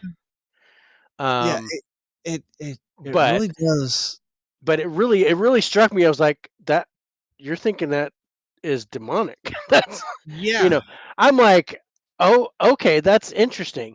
Now, this and this is where I think he's coming from, because the Catholic religion believes that Earth is the only planet that has life. Yes. So he But believes that this is that UFOs and aliens and that kind of stuff, it's a deception that's put on us to influence us, to make us Well, see, believe that. that's what threw me off is most Catholic Christian, anybody who follows Christianity, a lot of people I've talked to, Yeah. don't believe in UFOs outright. They just don't. They just No. don't believe them. Like, No, they're not real. They're no. Yeah, they usually Where just outright he's got a just whole go, different no, you're aspect. full He's of like, crap. no, they're real. They're just demonic in nature. My ghost tube just said Joshua. Joshua. Uh-huh. That's awesome. And what else? Shovel. Shovel? Josh, Yeah. you need to get a So shovel. haunted shovel Joshua. What the fuck are you doing there over there, Joshua? I don't know. But no, I found that. But yeah, this was it was just such an interesting take. It really did make on me it. think of UFOs in a different way. Yeah, I didn't I didn't necessarily, I mean, like you, I didn't believe, I don't agree with that particular statement, but I understood his point. But Oh, it's yeah. still he's the only Catholic that has said that to me. Exactly. That's what I mean right there. It's like to he where didn't say he usually didn't believe Catholics in just UFOs. He just yeah believes they're a demonic deception, yeah that they come from a different dimension, which is actually demonic in itself. yeah. But And he that threw me he off a little. believes in psychic abilities, Yeah. which disproves Mr. Pray for Forgiveness. Dude, He he just he he and even talked about that a little bit, if I remember right, yeah. later on in the show, where he talks about, man, because I think I asked him that, don't I? I think you talk about something like that. Yeah, Yeah. Towards the end of the interview, and yeah, it was fascinating that he actually like, no, I mean, if you believe in the rise of Christ, you believe in paranormal. I was like, huh, thank you. yeah. Justified. I retire as champion. Yeah. Mic drop. That's where you're like mic Yep. drop. Mic drop. I don't want to drop my mic because it was expensive, but uh, that's just it's I kind of love this part right here. yeah. You have to understand It's that the demonic, they operate outside of the natural order that God instituted. Meaning, we as human beings, we operate within that natural order. The demonic operate outside of that. Now, if you look in terms of God and the angels and the saints, they're supernatural. Yeah. They're outside of the natural order God instituted. If you Right. look at the demonic and the devil, that's preternatural. It's still outside of the natural order. We as human beings are just natural. Wow. I love that. So the demonic can actually manipulate our preternatural. physical environment to such a degree that it can create confusion and fear within us, and that's exactly what they want to create within us: confusion, and they want to create fear because they draw off of that fear. It's an energy that we give. We vibrate at a different frequency Frequency. because we're all made up of electromagnetic energy. So we do vibrate, and when we're giving off fearful energy, they love that. They're attracted to that. And when we're confused, we're giving off a negative type of energy because we are confused. We're outside. We're not thinking correctly. We're not thinking according to the laws that God has instituted for us in the way that He wants us to think. We're not following His will. So the demonic draw off of that kind of confusion, that energy also. Here's what he asked about the question. Wow. So it's not out of the question that a lot of the unidentified flying objects that we have witnessed are actually diabolical in origin. But with that same sentence or saying, could they have been angelic in origin? Because a lot of the things that especially lately that have been showing up in the sky have looked very angelic. Well, in the book of the Apocalypse, according to St. John, we're told to look for the signs in the sky. But what also is going to happen is the Antichrist is going to be able to bring about those what appear to be miraculous. That's what I'm talking about the confusion. He's going to sow confusion and have people follow him as Jesus Christ when he is not Jesus Christ. And the only way that you're going to be able to realize that is if you have more of a knowledge of what Jesus Christ and the will of God is. Wow. It even says that even the elect are going to be fooled by it. So you got to be really careful with what you accept as a miracle in terms of maybe natural, something that's within nature itself, or something that's coming from the diabolical. Wow. And the only way you're really going to know that is through the discernment of the Holy Ghost. Wow. That's why one of the gifts are discernment, discernment of the Spirit. Not to bring up movies, but that kind of reminds me of that movie, The Unholy. I don't. I didn't see the movie. I don't really watch those kinds of movies, so I can't make a comment on it. Well, I can understand that. Basically the devil making miracles to make people believe in them. All right, but you gotta look for the fruits of those miracles. Have you watched that movie I'm yet? sure that in your biblical readings you've heard a tree is known by the fruit that it bears. Have you watched that movie yet? You have to unmute yourself. Yeah, There you I've seen that.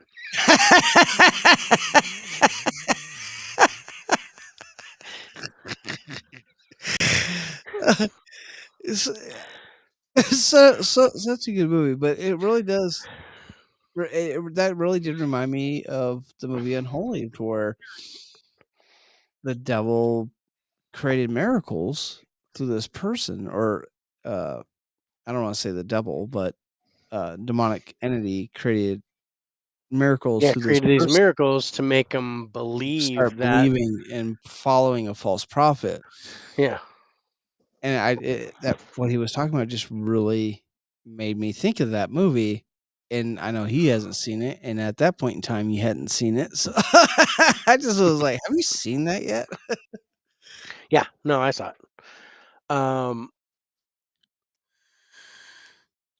But yeah, no, it was pretty good, and yeah, I totally got the point.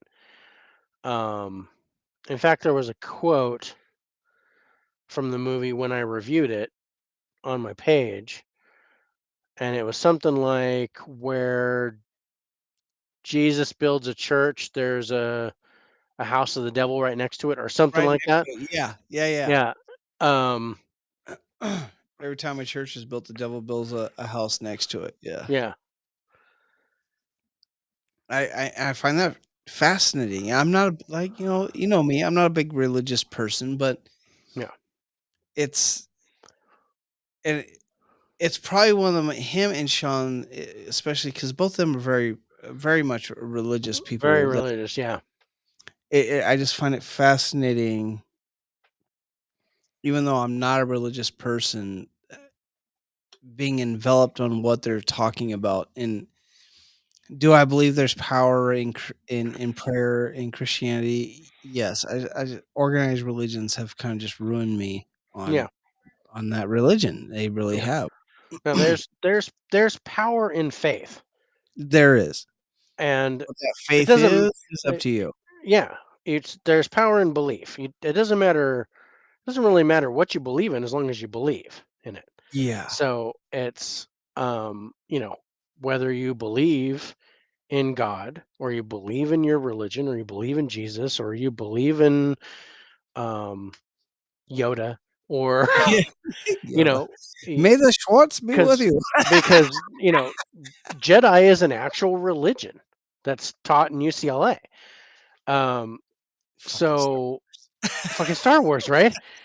So they actually teach that as a religion that that it's if you believe in it, you believe in it. Voodoo is Yeah. another prime example. If you believe in voodoo, Which has a then lot of Christianity background. there's a lot of because it's basically like a hodgepodge of other religions all mixed together because of all the influence. Much like how the pagan influence happened with Christianity. Oh yeah. Um, but I guess the point I was trying to make is as long as you have that faith, I mean, and Ralph and Sean are, or they are Catholic. Very much so. They're very much Catholic. Um, so whether our belief or our lack of belief in organized religion, notwithstanding, we both believe in higher power. Yeah. Yeah. I can wholeheartedly agree with that. So we might not have the channeled faith that they have, but we do have faith. We do have belief. Yes. I Um, would agree with that.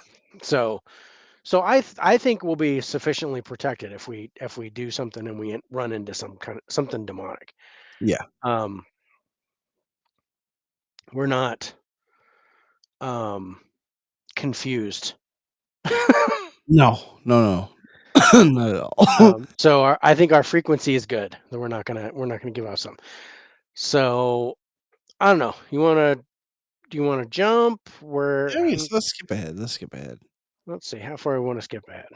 Where are we at on the? how many We're minutes? at 122 or 123 almost. Yeah, I know on ours, but I mean I'm on the talking about on the Oh. Ralph Sarchie on that episode. Oh, okay, so we're almost. So an hour in. we're almost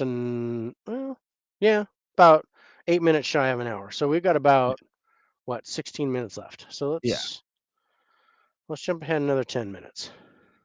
Or I'll jump to 130 on this and we'll see what we got. Oh, goodbye. Goodbye, Like I Tim. said, that might be my fault. Oh, is that when I did that? No, Demon Files. You gotta back up. Even though only 3 episodes. Wait a minute. I did that. That was me. Back up. We gotta back up. As much as I don't want to back up. Let's watch Dave throw John under the bus.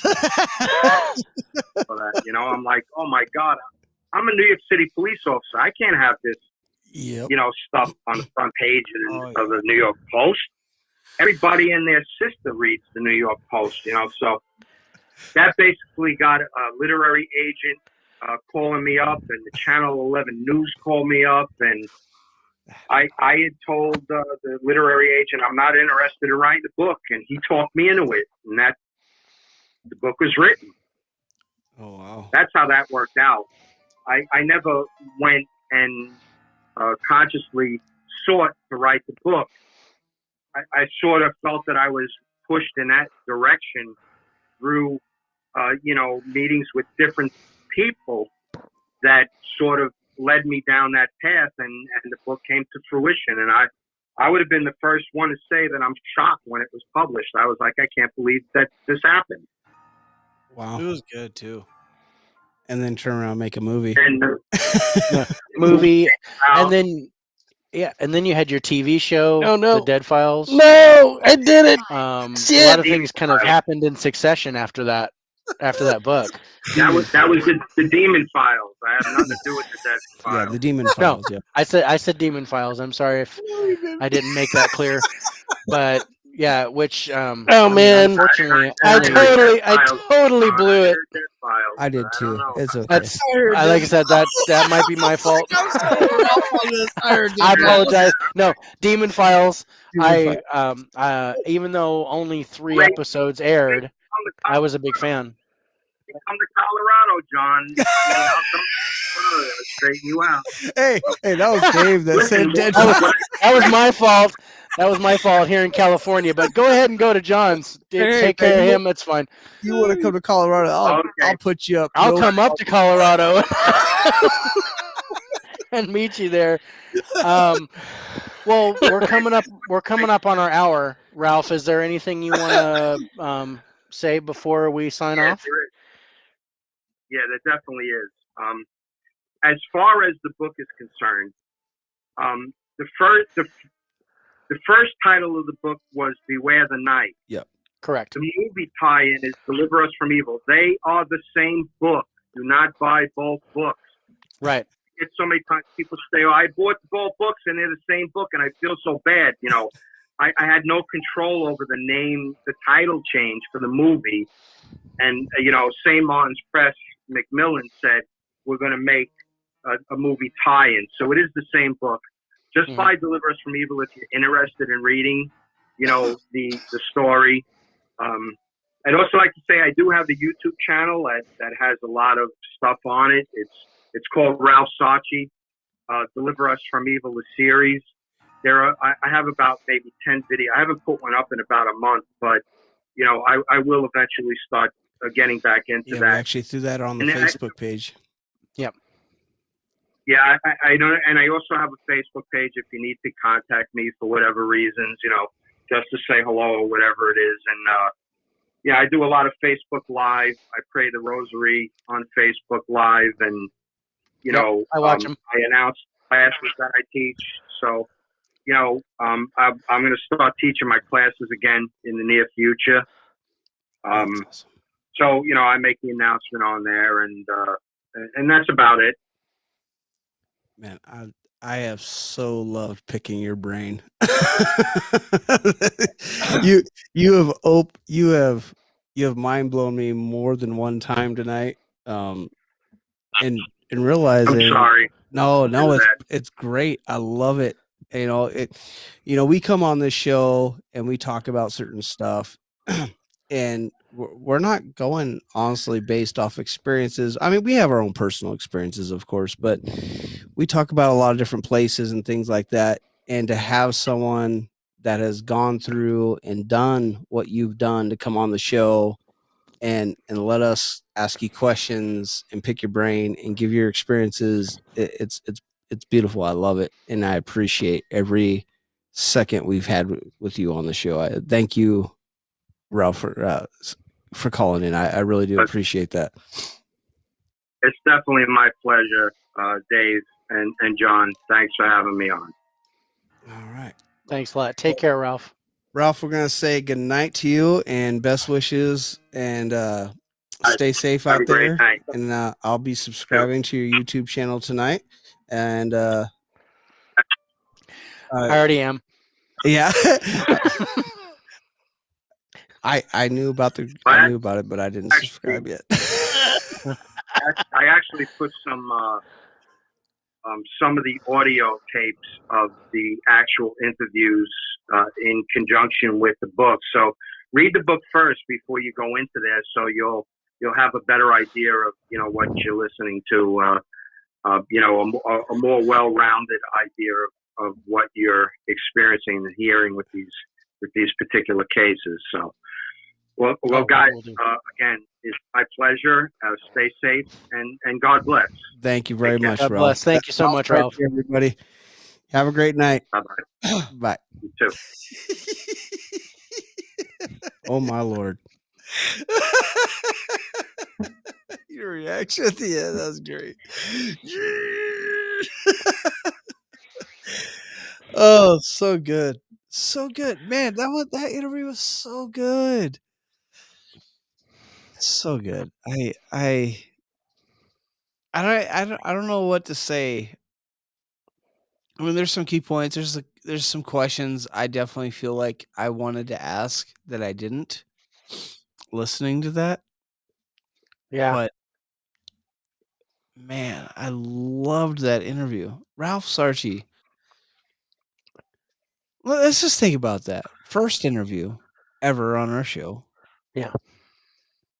Fucking Ralph Sarchie.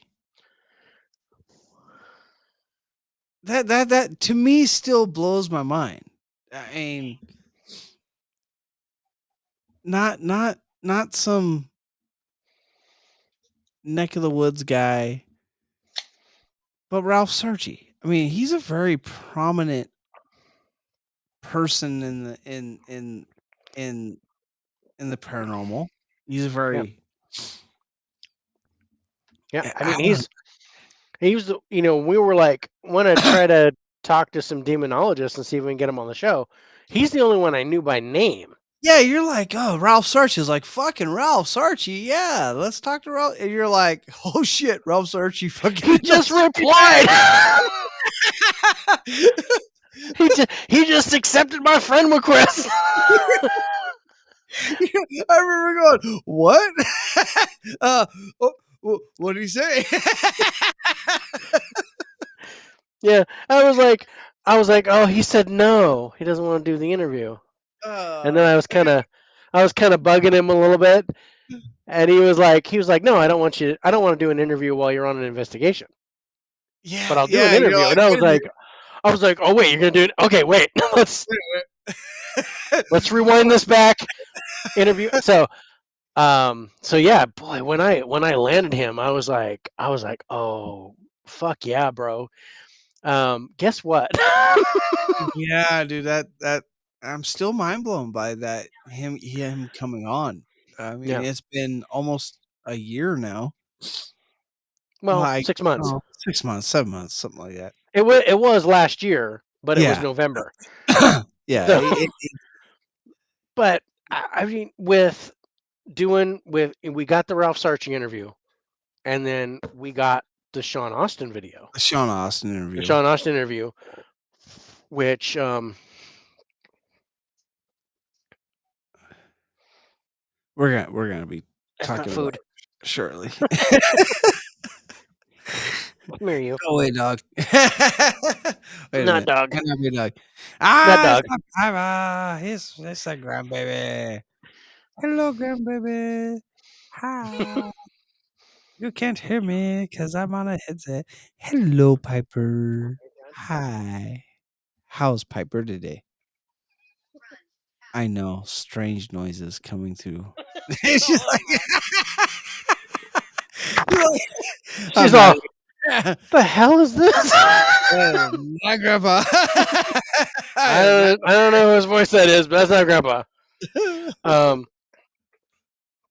Yeah, it was But such a God. But you know, I didn't think that I would get an interview with anybody like I that. don't think I'd get. I don't think I never expect anybody to go, hey, yeah, let's do the show.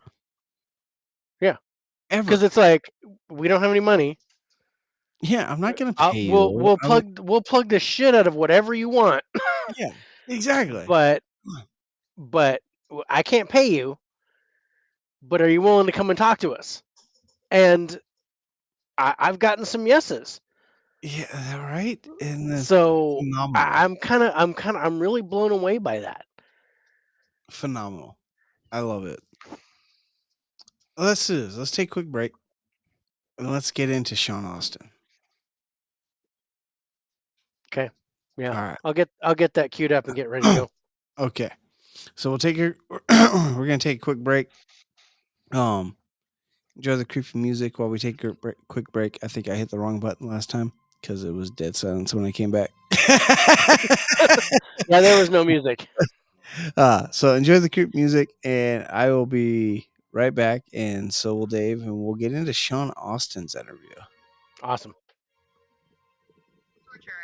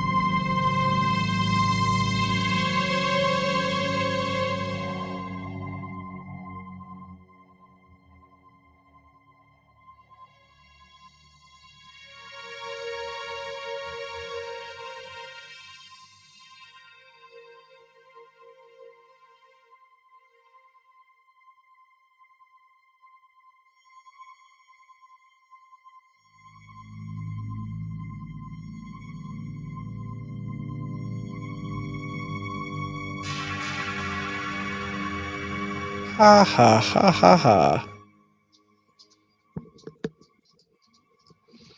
Oh yeah. We are back. It's like a Backstreet song, isn't it?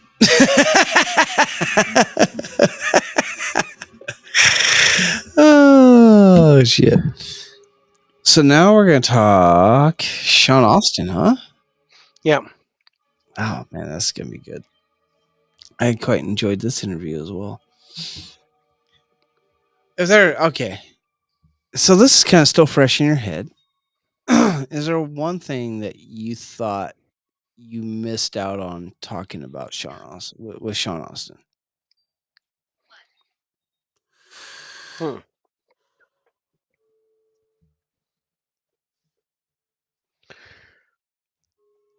No, I can't say off the top. I mean, there was one thing that I didn't talk to him about because he requested Yeah, that I yeah. not talk about it. I understand that.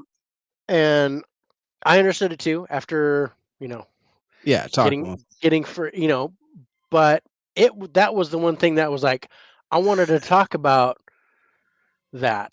I wanted to talk about that show. Oh yeah. Um and he didn't. So that kind of set me back. But one of the things that was really interesting about the interview with Sean Austin is that he blasted it on his stuff saying that he Oh was yeah. doing the interview, and then I think at one point we had like a dozen people on the live chat. Oh dude, Uh, it was kind of going crazy. We had like I don't know 40 something views on that fucking show. It was awesome. I yeah, appreciate Sean Austin coming on just yeah, for the exposure for one. But I mean that dude said I was just as fascinated with talking with him and I was really trying not to give out too much of the new Amityville yeah. Resurgence Well, documentary that he did. we wanted to plug it because we wanted them to go to scarenetworks.tv Oh yeah, and get it. I still want people to go I watch still it. want people to go get that documentary and subscribe to that thing because I want to see Oh more material show up on that. yeah, Dover's Yo, on. Everybody go. Dover.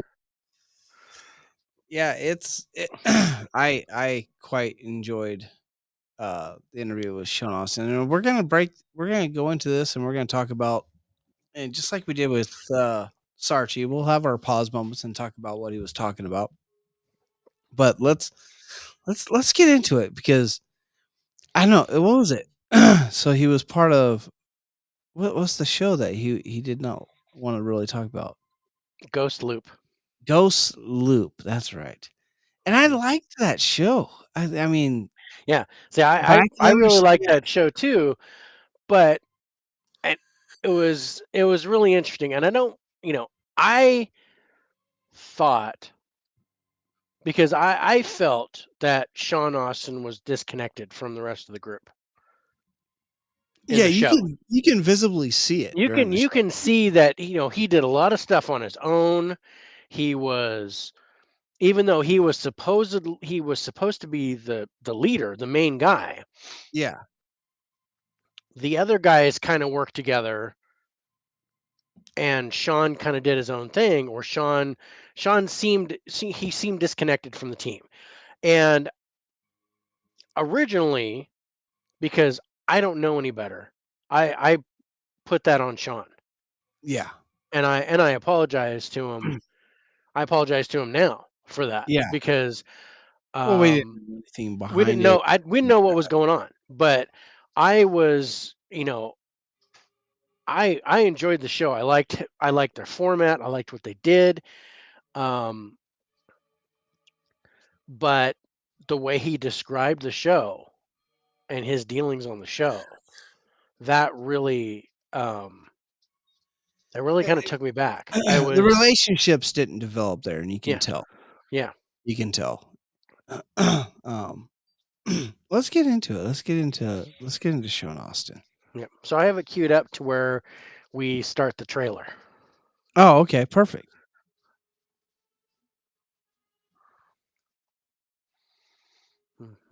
If he can hit play. I'm trying. Well, Dover, you can kick back and relax. And then us we'll out. bring him on the show. All right. Yeah. So here we go with the trailer for Amityville: The Resurgence.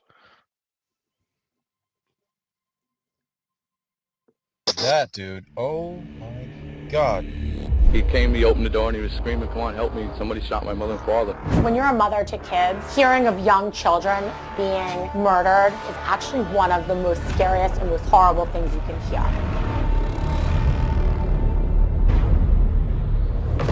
Well, it was our house. Well, it was our house. That sounded like George Bush's voice. Started to get really into live streaming. I just decided to take a trip down the Amityville house and throw the spirit box on. I first went to the DeFeo grave, and then I asked who from the family that's still here, and it responded, John. I had this vision where I was inside the house and I could see 3 perfect humanoid shadows at the top of the stairs. I yelled out to these shadows, "In the name of Jesus Christ, I command you to let this boy John go if he is truly trapped here." One night, Ralph joined me. We sat there in the car. I honestly didn't want to go. And in hindsight, I'm glad that I did go because of what I experienced that night. One of the most important aspects was when I had asked specifically to John, "Hey, John, is that picture that little boy you?" I knew that was not a human spirit from the first moment I saw that photograph. The photo of the little boy in the house, John, is that you? That isn't me. That isn't me. Wow. I know it isn't you. Sean and I knew what we had come up with at this particular point. What is your name? Are you a little boy? I hear him laughing. Sounds I'm still here. that laughing. I just said I'm still here. Play. I want you to reproduce the gunshots that took place in this house. Let's hear them. Whoa, Wow. what the? Are they angry? They wanted to help that boy? What is that, dude? Oh God, dude. I don't know if anybody's out there right now that has some sort of physical, potential paranormal evidence on video while we're staring at the Amityville house in front of the car, and to have this type of activity just sitting in the car and having a light anomaly actually go around the windshield outside like it was watching us and come through the windshield into the car like that. It is evidence, actually, and I think that it was pretty good evidence. It was incredible. All right. All right. Please welcome to the show, everybody, Sean Austin. Yeah. Thank you for joining the show, John. Yeah, thank you guys. Man, let me tell you that documentary, phenomenal. Phenomenal. It was really good. Yeah. We watched that thing last night, and John and I spent hour and a half to 2 hours just talking about the documentary and all the great information that was in it. Yeah.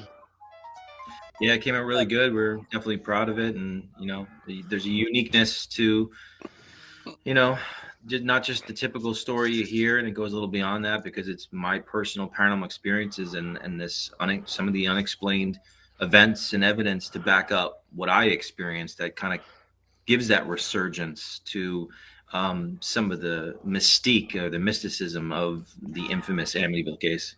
Yeah.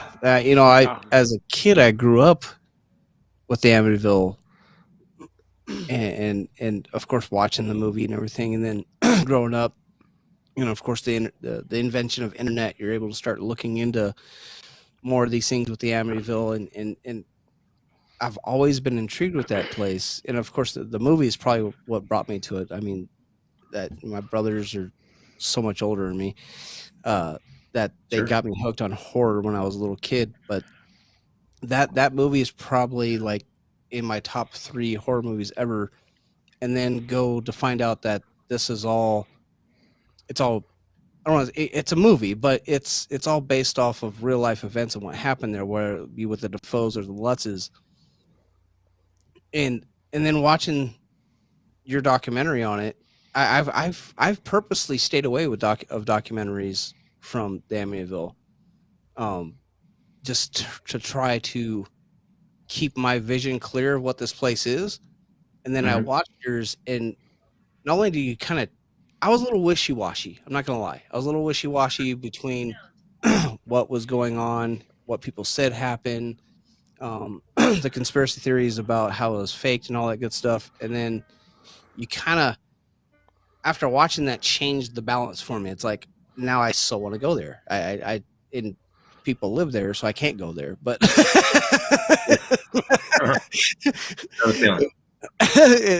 it's I don't know. I that was just a phenomenal show that you get, and Get off. everybody needs to go watch that. Right? It Yeah, is, yeah. it Yeah, is it's great. just really interesting that, it's just one of those cases where it kind of Line. it follows you. It follows you and it sticks with you. I mean, I just took a trip to Texas, and I had references to the Three Shadows and Amityville while I was over at Goatman's Bridge in Texas, and I was live in front of a bunch of people. And I just like, and it was right before it happened too. We got these EVPs. I just put it on my TikTok. I heard a fly buzz by my ear, and I'm just like, that damn Amityville shit again. And right after that, this creepy voice is saying Amityville, and then I'm like, I asked him, are the Three Shadows here from Amityville? And this, very clear EVPs is like, from your vision. And I'm just like, oh my gosh, man. Oh Lord. Crazy. Yeah. Yeah, that kind of stuff just hits you, and it's it's strange, and I think on more than one occasion, and I'm speaking of a past documentary that you did, where I believe you were followed home. You've been followed home several times, right? In investigations that you've had. Oh yeah, definitely. Because of my specific approach to the paranormal and always offering help for spirits and not just going there to make them do a backflip like they're a zoo animal. I treat them like they're a fellow human being, because they really are. We are brothers and sisters from that eternal light we come from as an eternal source. And, because of that, of these different scenarios that these human spirits are going through, when it just might be, are they trapped within themselves consciously and energetically and emotionally to the point where they're just lost within themselves? Or is there a third person spiritual entity that's actually keeping them in this state and getting energy from them? Because I do think that negative energies do feed off not just from human beings, but also our souls if they're earthbound and what we call ghosts. So, obviously, doing that sort of thing and stepping in the way of some of the, evil's plans, if you will, can create a real target on your on your ass. Not just helping the people when I go to people's homes and try to help them dealing with a residential home, but you're dealing with souls that may actually be in the possession to some degree to the devil and taking souls away from the devil. You're making enemies with the enemy of man, stepping in the way of evil. Yeah. We've actually talked about that on our show before. I'm going to pause that right there. Because this is where what Sean said almost parallels what Ralph said. Only he went kind of a different way. It's almost like if you're, where Ralph was saying that if you say the name, you're drawing them to you. Sean is saying if you step in between them, yeah, you're drawing them to you. So you're, if you're going to call them out, they're going to come at you. If you're going to step in between the demon and where it's going after, then it's going to come after you too. So yeah, you need to make a business decision when you're going to do this. If you're going to fight this thing, or you're going to like step off. But I thought that was interesting just to open with that. And you can see all the people in the chat are talking to each other. Yeah. Yeah, I find it. I was like, oh, okay, so I guess we don't need to like talk to anybody except for Dover. Dover was the only one that was like,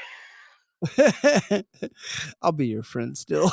Yeah, I'll stay with you guys. Thanks, Bill. Appreciate it. Don't get me wrong. As much as I loved everybody coming through and getting everybody to come on, I wish they would have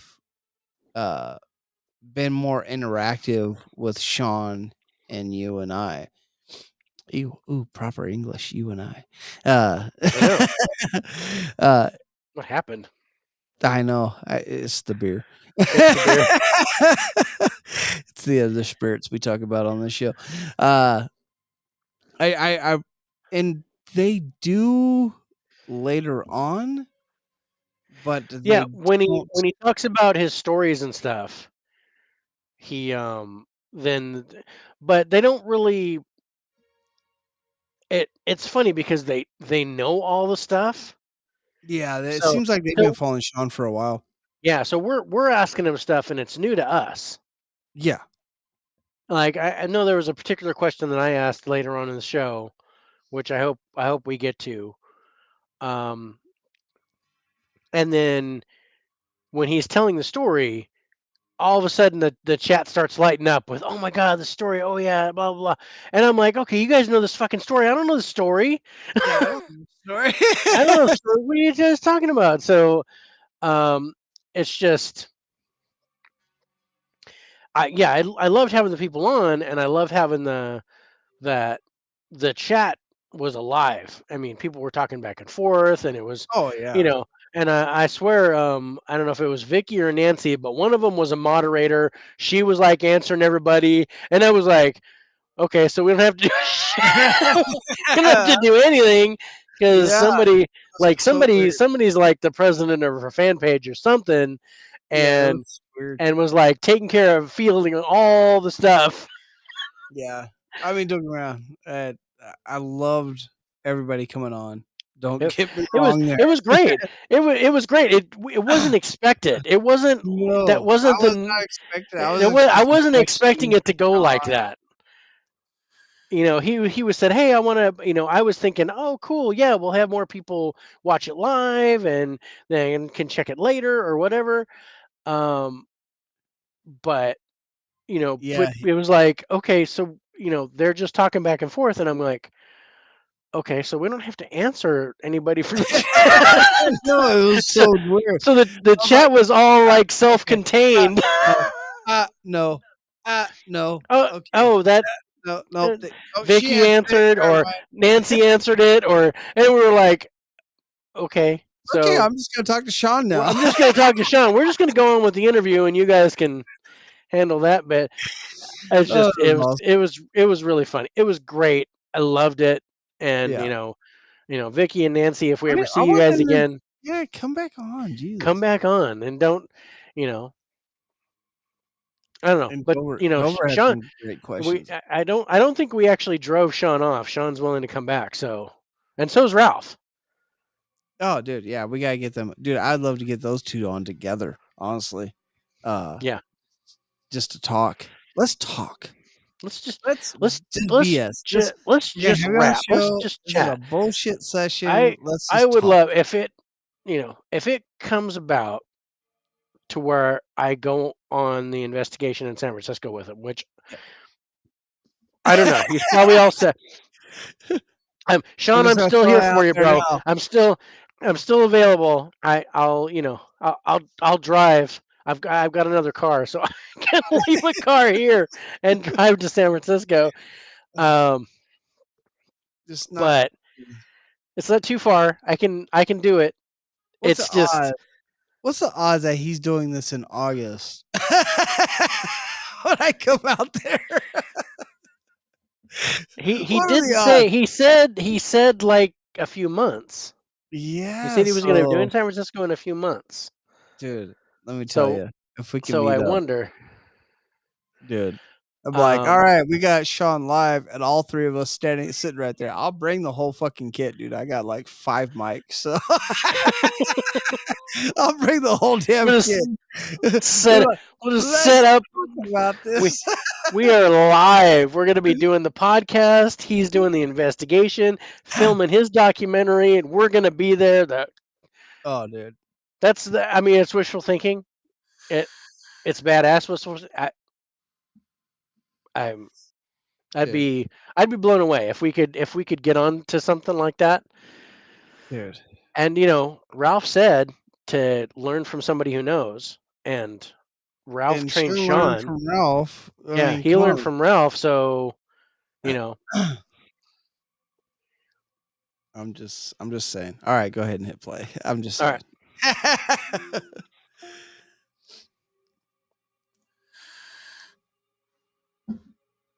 before about negative energies using the energy not just of the people that come into places, but actually using the actual good energies that are inside those places, whether they be from earthbound souls and whatnot, and being able to, I guess, consume them to the point where they just don't exist no more. Mm-hmm. And it's nice hearing someone else actually say that and not make me feel like I'm just talking out my ass. Well, you know, it's interesting to have all these theories about the paranormal. Everyone has different methods and stuff like that. And I had my own thoughts about it before I was actually involved. And all I had was just watching documentaries and really believing in people's stories and wondering about it. But then I started to, you know, once I actually did investigate and start go out and have my first experience, and these things were happening to me. Like once I investigated the paranormal, it was like immediate. It was like I was jumping in, you know, doing backstrokes and this stuff. And, you know, it was just, it took over, you know, my world. It wasn't just like a gradual thing. It was just like, boom, this explosion went off and now I'm in it. And now I know it's real, and they know that I know it's real. And this connectivity to me in that world, the non-physical world, just, you know, it just grew from there. And here I am 12 years later, you know, obviously I've done a lot of things. I never thought in a million years I'd be doing what I've done or did. But obviously it's a calling. I've been destined to do this and be involved in this stuff. And that's really what I've just been trying to do, make an impact in a positive manner, and bringing, you know, a good in the form of light, to whatever I do in the paranormal, and make an example and show people how I do things, and show that they're, you know, the power of prayer, and the power of really putting the right intent into the paranormal.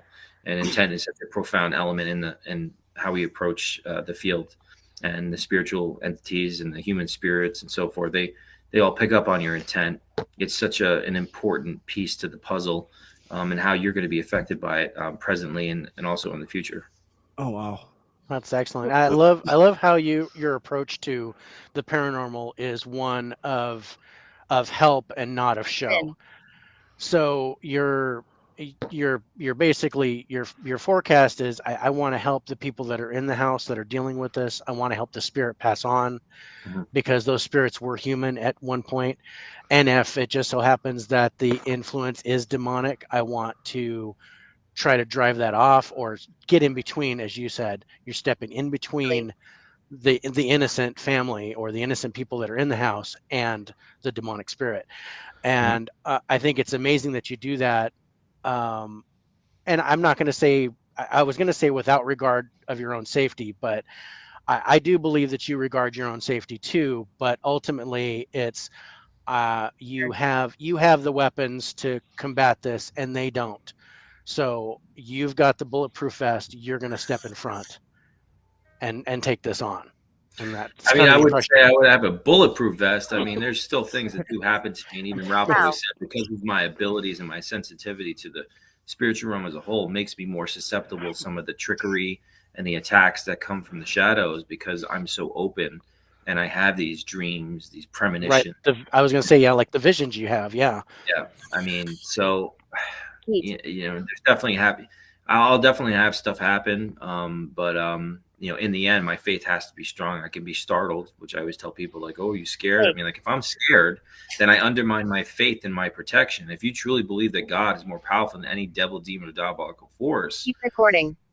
Then you wouldn't be frightened of these energies that are coming at you. And they want to have you in a state of fear, because they can feed off you. So, you know, I'm not trying to create that climate for that thing. And having these experiences firsthand and witnessing negative entities that react to things of religious significance in a very, you know, agitated manner, you know, over the years, that's why my faith is so strong to this day. And that's why I will, you know, pray every day, and protection prayers, and wear blessing, you know, medal around my neck. And if anything comes at me, and obviously I'm going to say, in the name of Jesus Christ and so forth, you know, back off with conviction. Oh. Right. And that's the key. If is the conviction. You can a regular person who may not necessarily believe or have that secure of faith that you do could say, in the name of Jesus Christ, please leave, and it wouldn't work, or it wouldn't work as well because they're not as secure in that faith. Yeah, I mean, I And don't think someone could fight off a demon reading off a teleprompter saying, "In the name of Jesus Christ, leave." I mean, I could, I could turn my home into a church. It wouldn't, that's why I tell people when I go to people's homes. I mean, if you don't have the intent to try to get rid of what you have in the house and have a spiritual foundation, these things know the advantages that they have subconsciously. So that's why, again, I reiterate about the intent of the individual and the person or the families that are dealing with this sort of thing. These are things that we can't fight with physical weapons. This is spiritual weapons, and that comes from a non-egotistical place. And that's why you have to believe in what's behind you, what's above you, for your backup, and go up against these things. That's some people learn the hard way, and some people don't. I mean, it's how it is. And obviously, again, for me, throughout the years, I don't mess around with that because of my firsthand experience. And now I don't mind anybody. I don't judge anyone who has a different belief system than me or how they do things. I do it the way that, because of what I've been called to do. It's been my path, and that's just it. And whoever wants to watch what I do, see what how I do things, and have a belief in that, and want to follow that path, anyone's willing to listen to me, then that's great, and I can bring awareness to those people and make a difference, whether it's one person or thousands of people. That's all we can do. Trying to help people and make an example of the good. If you do know that evil exists, you know that good exists, and this is stuff that you witness throughout that process. Yeah, it amazes me. I'm a spiritual person. I can't say that I don't go to church. I've never been. I've gone to plenty of churches. That atmosphere for me was never right. But I am a very spiritual person, and it amazes me that people that go in I guess it's like an alcoholic walking into a bar. They have no protection. They have nothing spiritually inside them, in their heart, their soul, to help protect themselves, but yet they're going to walk into this dangerous situation where you don't know what's there. I mean, I'd probably have to say that 90% of the things that you have to deal with usually isn't human. It's usually something non-human that's taken form. I get a little bit of everything. I mean, I've been visited by the worst of the worst you could ever imagine. It's so funny because, like, when I go live on TikTok, now I do investigating. Just started following. Great. Oh, nice. We're following your YouTube page too.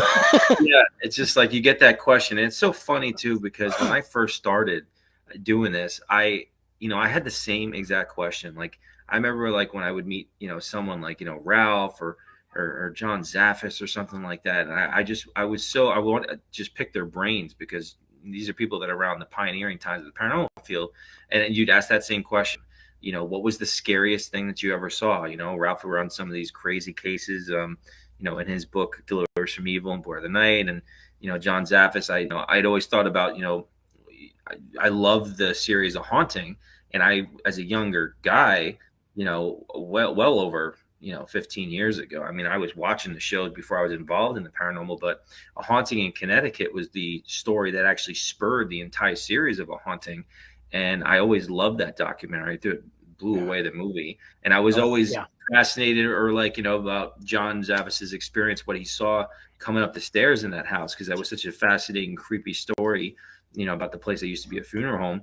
But, it's just like, I get that same question now all the time. And I'm just like, what's the worst thing you could ever imagine that you could see in the paranormal? Like, I mean, what would be the scariest thing that you would consider the most terrifying thing? Because I've probably seen it. Because of my sensitivity, I've seen it all. I mean, there's not much I haven't seen. I mean, you guys got on right now. I got an Ovilus I run into the show. I was turning it down, and then I don't know if it keeps turning up. But it hasn't shut up since you got on, Sean. And yeah, I have the same thing, but mine hasn't talked. I haven't heard anything yet. Oh, jeez. But I have a barrier spell around my house because I get invaded in my dreams and visions and things like that myself, and it got to the point to where I wasn't sleeping.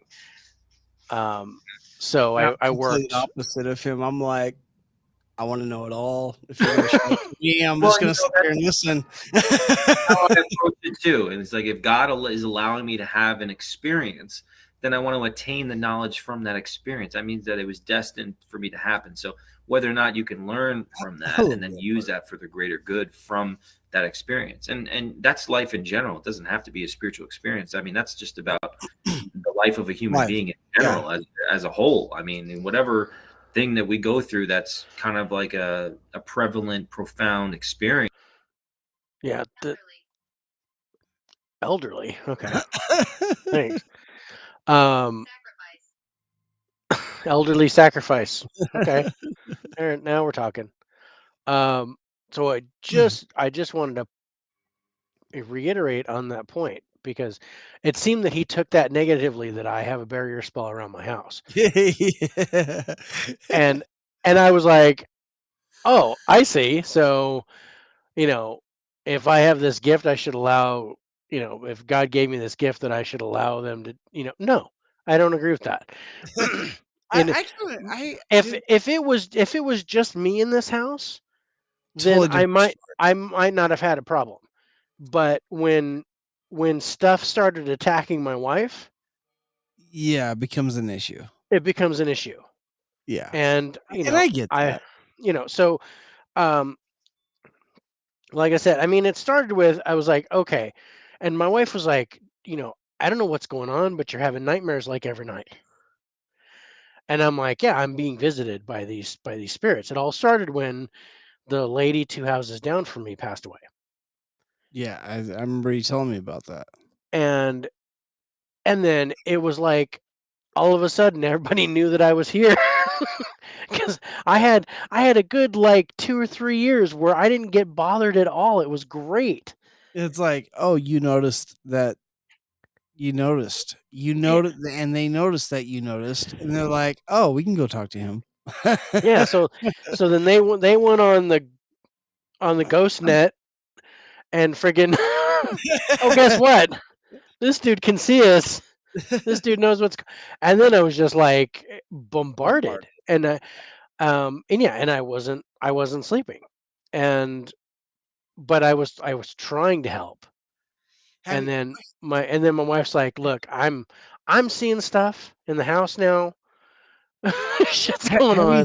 Have you thought about dropping your wards to see if that's changed now that it's been so long since you've had them up? To see if you're not so bombarded? Well, like like we talked about, these spells have to be refreshed. Yeah. Okay, hold on a second. I'm gonna put this up. Glue stick stuff. She still hasn't tired.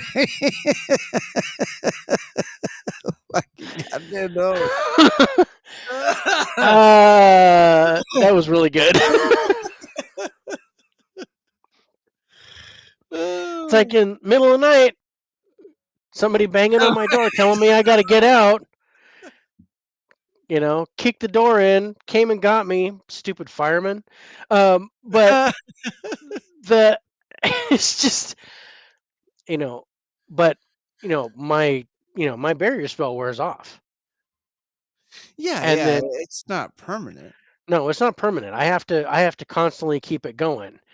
And it was really interesting because when I first did it, yeah, it lasted like a year, and I didn't get bothered. But since I've done the show, no, dude, They know you're talking, and since I've believe me, since I've done the show, you know, with doing the antique shop and talking to Ralph oh, Sarchie and talking to Sean Austin and doing, I'm having to redo the spell every few weeks oh, dude, let me tell you, the because amount of paranormal that happens in my house. I mean, don't get me wrong, it was very much crazy before, but now that we're talking to guys that try to fight against it, it's just ramped up. Like I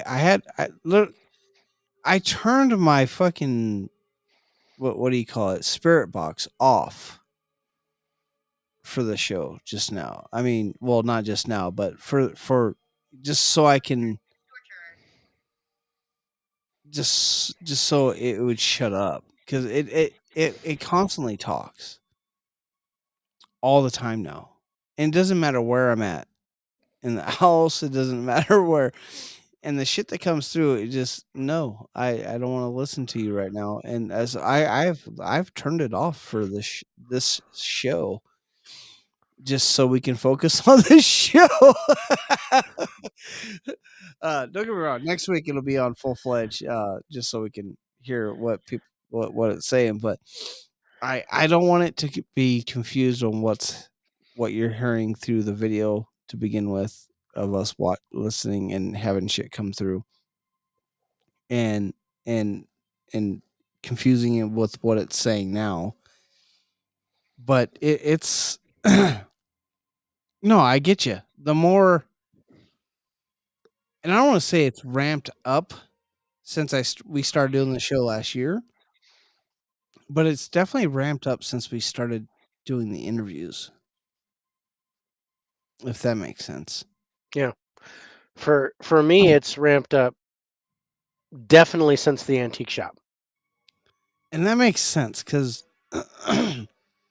you went into a location, and then you brought some of those items back And to then your I brought house. I brought items back to my house Yeah, and that makes a little sense to did me. stuff, and then well, yeah, and then the interviews, and then I mean, but I mean, even still, I felt it was increasing gradually as we Yeah. started doing the show together, and then to where I was like, okay, I'm starting to, stuff starting to happen. I was seeing shadow figures, like, Oh. when I'd go for a walk, shadow figures would be like going by me. I felt people following me. Oh, dude. Yeah. And and there's nobody here. All right, Dover, thank you so much for Sure, appreciate joining you us. showing up. Yeah, we got to do that conference call. We're Yeah. working that out. Yeah. Just gotta find a good date for all of us. But yeah, so but when it's like, let's say my paranormal activity was probably a 2 or a 3 when I first Yeah. started doing the show with you. Yeah. Got up to maybe a 4 or 5. Yeah. And then the antique shop, it went to like a 7 or 8, and I'm having to constantly do stuff. I'm having to constantly reinforce the barrier spell. I'm getting stuff. My wife the other day, she said the music app on her phone came on by itself, Oh, it's awesome. and it wasn't on the station that she had it on when she shut it off. Oh, wow. That's interesting. So she's like, "There better not be anything in my house." I can't guarantee that. and I'm like, I don't think so. But I went out and I redid the berry spell again. I redid my stuff and did my faith and did my castings and did my protections Yeah. and It's then I haven't reinforced the barrier spell. I did that on purpose because I got my new phone, so Yeah. we're seeing how the app behaves on the new phone. which has been really interesting. Yeah, it's been very active. very active tonight, and Yeah. it's I'm getting not a only lot of that, we're not names. getting the stutter problem, the echo. We're not getting the repetitive thing, and that could be the barrier spell, but I'm going to redo the barrier spell for next week. And then we'll see.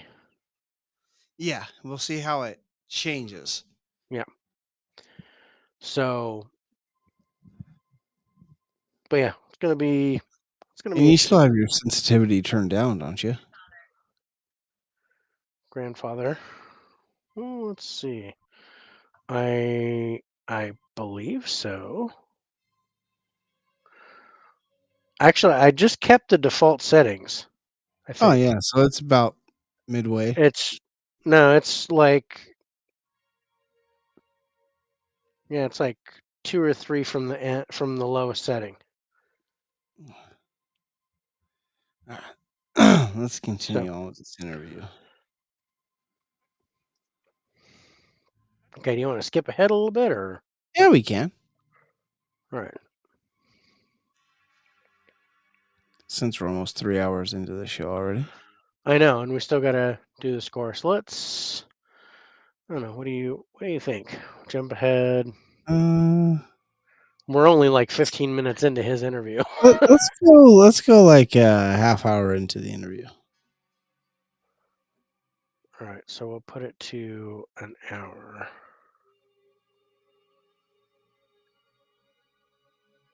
Oh, that's good. Let's draw that back just.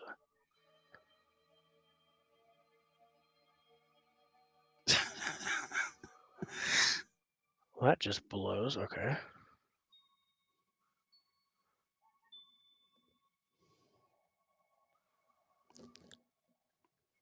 Okay, fine. This planet has energy that's associated with it. Again, family moved into the cemetery. And I'm just like, there's something to that. There's something else to that. I don't know what it is, but there's something. Wow. Okay, so all right, let's talk about this for a second, because this is kind of what blew it. We're up till like, I don't know, 1:30, 2 o'clock in the morning, me and Dave talking to each other, and so we did a show with Ralph back in November, not knowing that he had done anything with you. I did not realize that he did anything with you. Dave didn't realize that he didn't, let alone go to the Amityville house with you. That show, we talk about the Amityville house.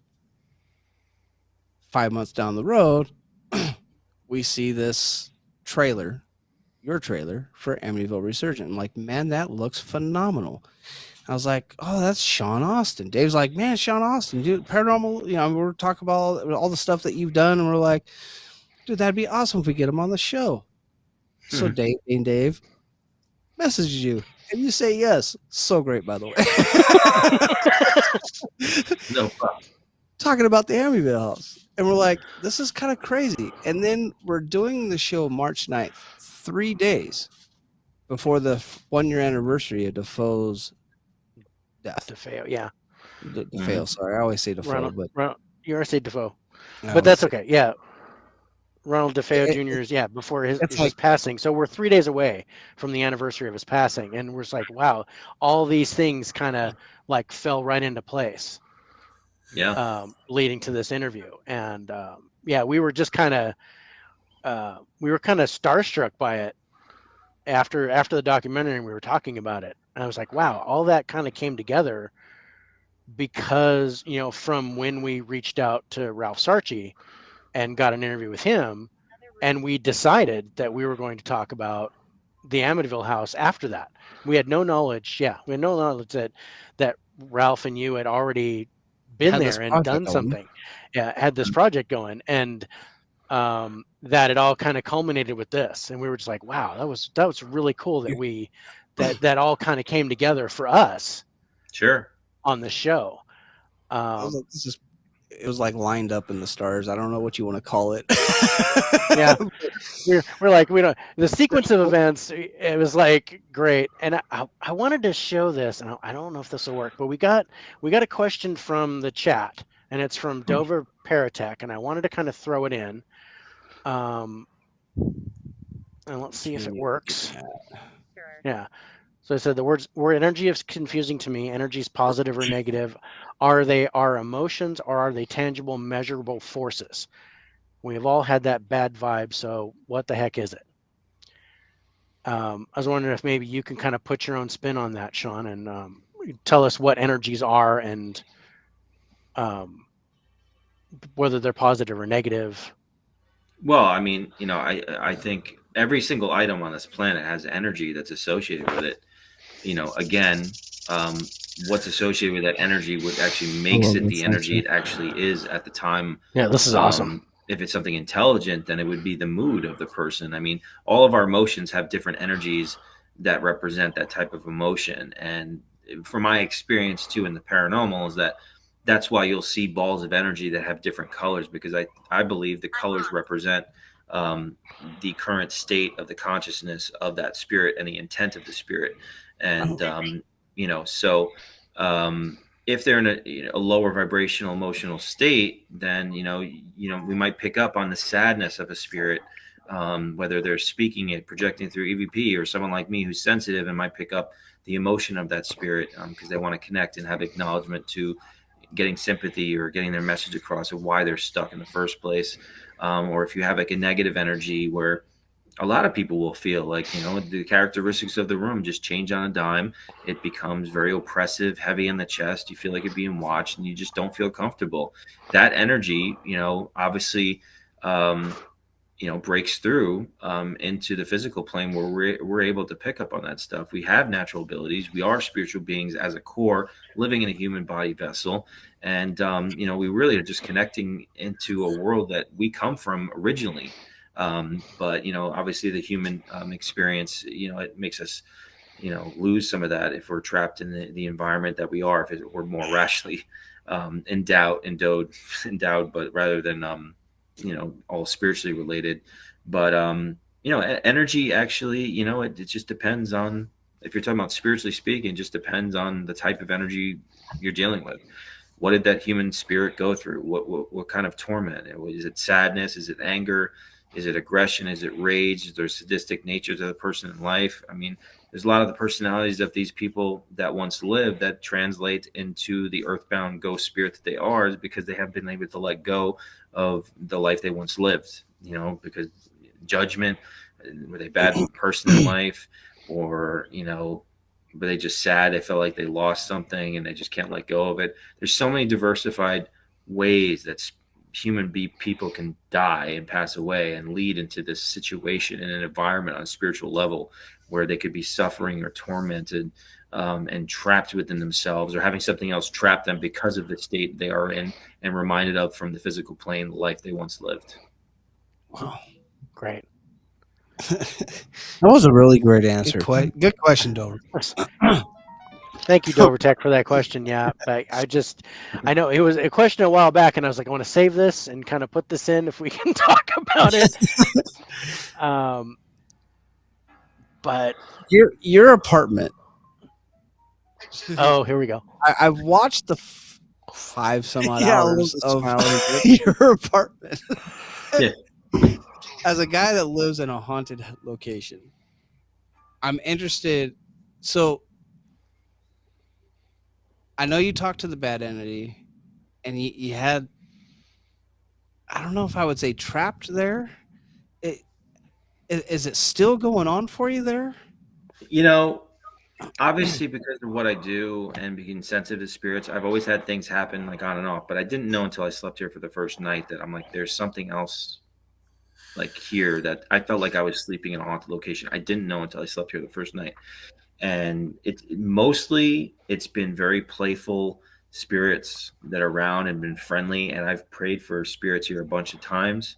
But because of some of the places that I go, sometimes I'll have a little bit of an eerie experience, but yeah, that's why I got, webcams while I'm sleeping, in case I capture something, because I'm like, I might as well. I mean, if I'm here, I'm not going anywhere. I'm not afraid of anything. And if it got out of hand, I'd obviously be dousing the whole apartment with. I think that was another shot at me. Super soaker. So I'm not afraid of anything. it is what it is, and I've just been all right. I might as well document something if it's something strange happens. But because of all the places I go to, things do happen. It's just one of those things. It's a part of my life. A lot of people can't handle it at first, but I mean, I'm so accustomed to so much. I mean, I've seen things with hooves, tails, reptilian creatures with yellow glowing reptilian eyes. I mean, you name it, black-eyed children to red glowing eyes, yellow glowing eyes, shadows, things with horns. I mean, you name it, I've been visited by it. So, I mean, it is what it's not a thing that like, okay, it's going to happen like once a week or something. It's just one of those things, that'll just happen out of nowhere. It's just all right. And if I wake up to something like nasty that's in my room because I'm going to go on a case where someone is spiritually tormented by something they invited in and they don't want me to step in its way, they're going to come to me to try to sway me from trying to help that person or help a spirit. And, that's why I've had some of these evil spirits come at me, because I believe I crossed over spirits that were in the hands of evil, and they don't like that. And that's what I was trying to say before too. It's like, typically investigators go into homes to just, bless the home and get research maybe, or they want to do their thing. But I mean, getting down on an individual level, I really think you can help the situation, have a better chance of doing it if you get down on an individual level with the spirits and try to help them rather than just try to say, oh, here, talk to me. Okay, that's why you're here. Now we're just going to, set off this bomb of light and say, get out of here. Because I don't think that really resolves the issue, because you're trying to displace it outward. So like, trying to help them, trying to pray for them. And then if there's anything negative there, you can, bless the place. And that's how I do it. And I feel like that really does help the situation in all different levels. But yeah, I mean, my apartment's definitely not been a dull moment. Yeah, I mean, I actually have a crazy piece of footage I tried to debunk that I haven't posted yet. And I had to make a video to like try to disseminate what it really is, because like right over here, I have a motion camera. It's triggered by a sensor, and like this light, I was asleep and it was moving went off, and this little burst of light flashes, and then you see this like black weird thing just appear in the corner in the kitchen. And while this is happening, it sounds like the cabinets in my kitchen are kind of like banging this and that. And you can see in the corner to my bathroom, looks like a little head peeks out and then goes back into the bathroom, all at the same time. And I like tried to like really debunk it, and I'm like, I don't know how to debunk it because I was asleep. Unless you got company over, I don't think that's wrong apartment. Yeah. I mean, hey, man, it's that's kind of how I've been probably since I was, preteen. It is what it is. I'm gonna learn to live with it and just deal with it on my own. I mean, Dave's known me since that time, but I've had something with me since I was probably around 7 years old, and to the point where nothing else bothers me. Like I don't have that fear of what most people do when they see something paranormal happen. I'm like, it's happened so much in my life that I don't have that fear anymore. I have the fear of I guess a conscious man would, or being taken over or anything like that. I want to make sure I'm kept safe in that way, that I'm spiritually sound. Sure. But I don't have that fear. I mean, yeah, you get your jump startles when something comes around the corner because you're not expecting it, but that's normal. But when you realize, oh, okay, it's just that kind of fear goes away. But I've had some unexplained stuff happen in my house. So I live in a house where both people that lived here actually died about a month before. Well, the husband died about 6 months before I moved in, and the woman, the female, died about a month before I moved in here. Mm-hmm. And the only thing I've taken out of this house was like the beds. Everything else, because the brother-in-law or brother of the male that owned it didn't want to get rid of anything. He's like, "Do you want to move in here furnished?" I was like, "Yeah, no problem." Without realizing what I was saying, yeah, no problem too. So I have them here, and then I don't know, I don't like saying it, but I have something here. I've literally watched run through mirror to mirror to mirror in my room, and then leave and have my dog react to it 3 rooms down the hallway in the living room, to the point where she literally wouldn't come back into my room for a couple nights. It was so weird. It was so weird. And my dog Well, doesn't make there you go. If you have something like a dog reacting to an experience and you're scratching your head about it, like am I imagining this? But to have somebody else or something else react to something at the same time period, I mean, that's what we look for, something else to validate the unexplained event, but now without any rational explanation for it. Yeah.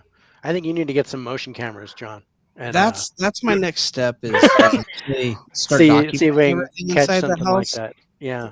I mean, that's what I did. I mean, like, I'm seeing these things float over me while I'm sleeping. I'm like, oh boy. Oh yeah. All right. Or see the Clock big in. blast of light. Or see the big blast of light from a dark room that nobody's in. It's like, where'd that come from? And those are the times I wish I had. That's my next step for this place, is to go get the motion cameras, Still my or even next. just some night cameras to put in here while I'm at work, because I work nights.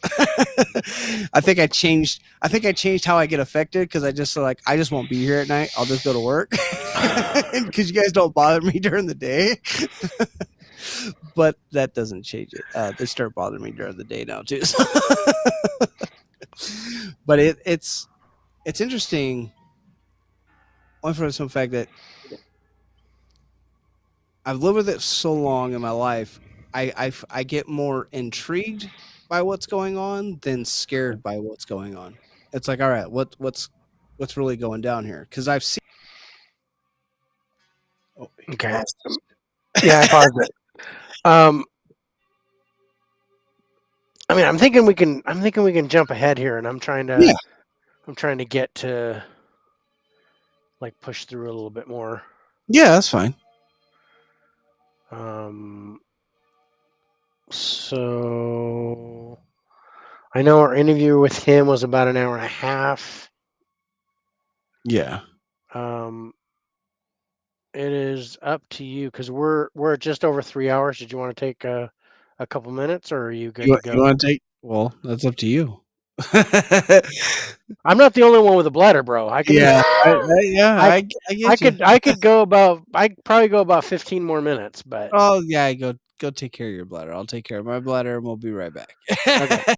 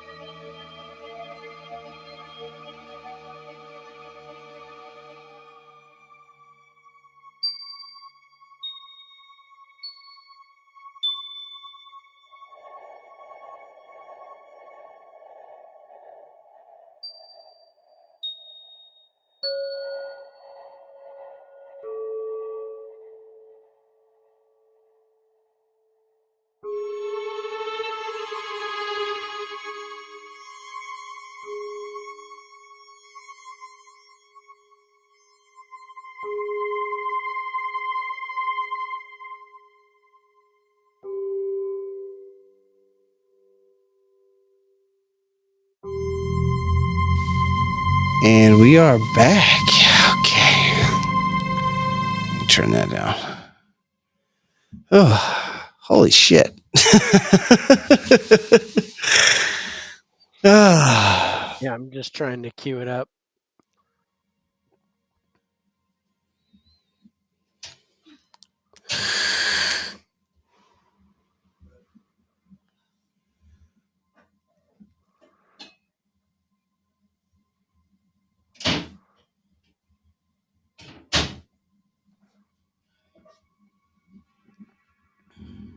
Come on.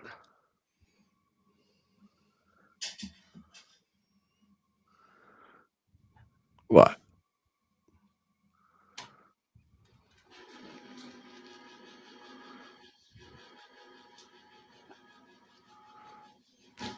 You having problems queuing it or what? I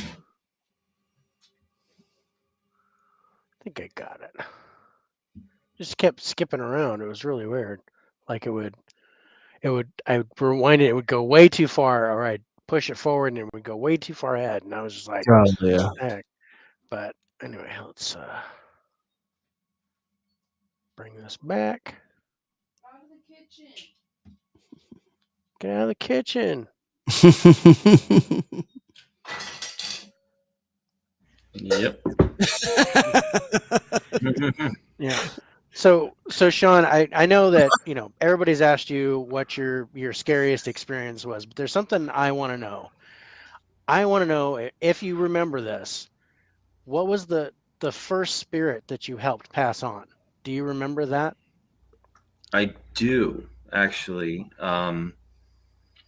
It was really the beginning of the whole theme that started for me in praying for spirits. That actually, I guess it was kind of brought me into the demonology aspect, because I wrote about in my first book about this double murder suicide house. Yeah, I changed the books. names of everything in the story because it was actually a big story in the 90s when it happened.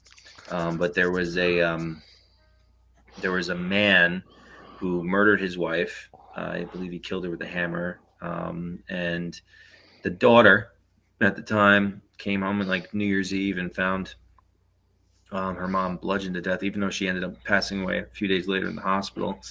I guess, you know, the father wasn't the father; he was the stepfather of the children. But he was married to this woman.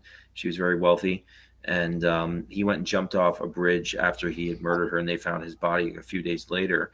So the daughter never got over the death, and tragically, at the same age, I believe, as the stepfather did it, she went and jumped off the same bridge and said, "Mom, I'm coming to look for you." So I, you know, getting involved in the paranormal, I drive by the house and I'm like, this place has got to be haunted, because there's 3 seriously tragic deaths associated with the house. So I'll never forget that defining moment where I went by there and did an EVP, and we got this voice that said, like, "Killed my mother's what killed me too."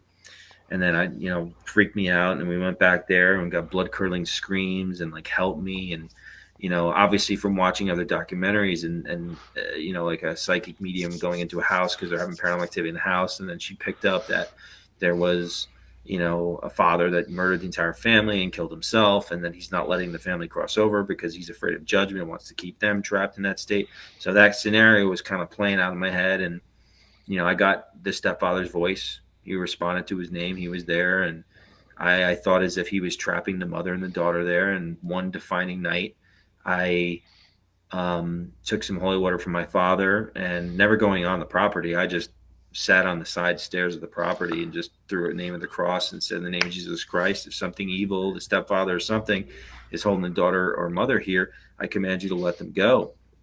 And for 2 months, I was investigating a bunch of times because it was the beginning of my journey. And I started to notice that this voice was coming through and being very friendly, investigating cemeteries and stuff like that, and saying, you know, "Sean, I'm here. You saved me from my stepfather's hell."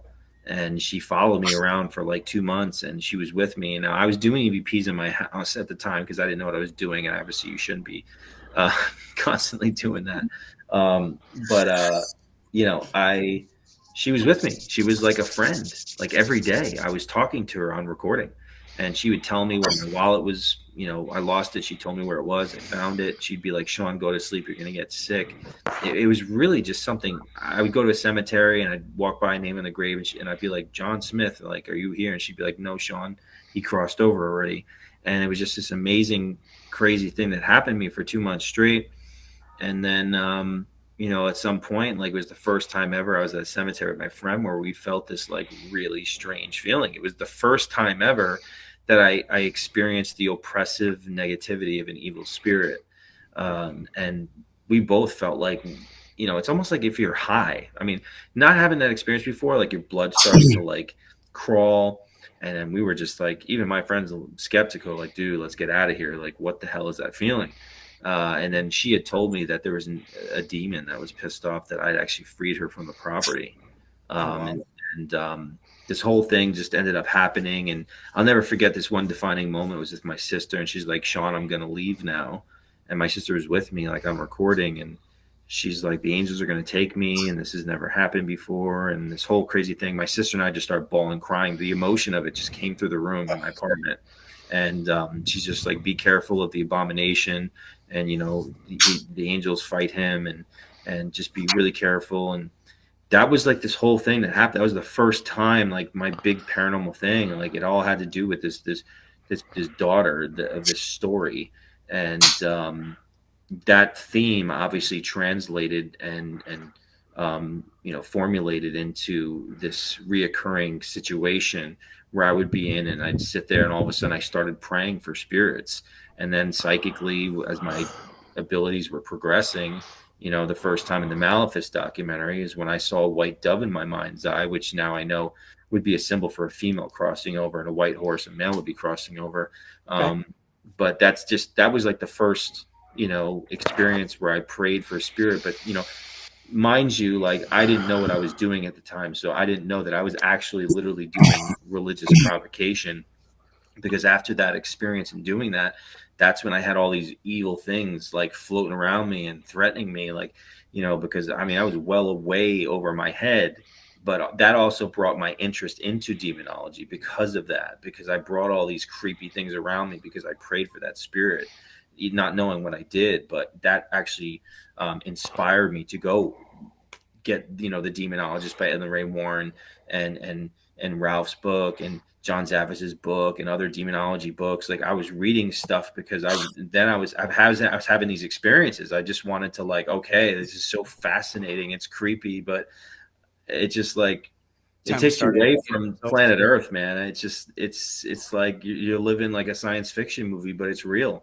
You have this realization this stuff is seriously real. And I'm just like, you want to read about it. It's so interesting. It's endlessly fascinating. But obviously, it comes along with a lot of scary experiences. But that's really what's geared me into my present day, position, and how I approach the paranormal from all these experiences over the timeline of my involvement in the field. So, okay, I'm going to pause that. Okay.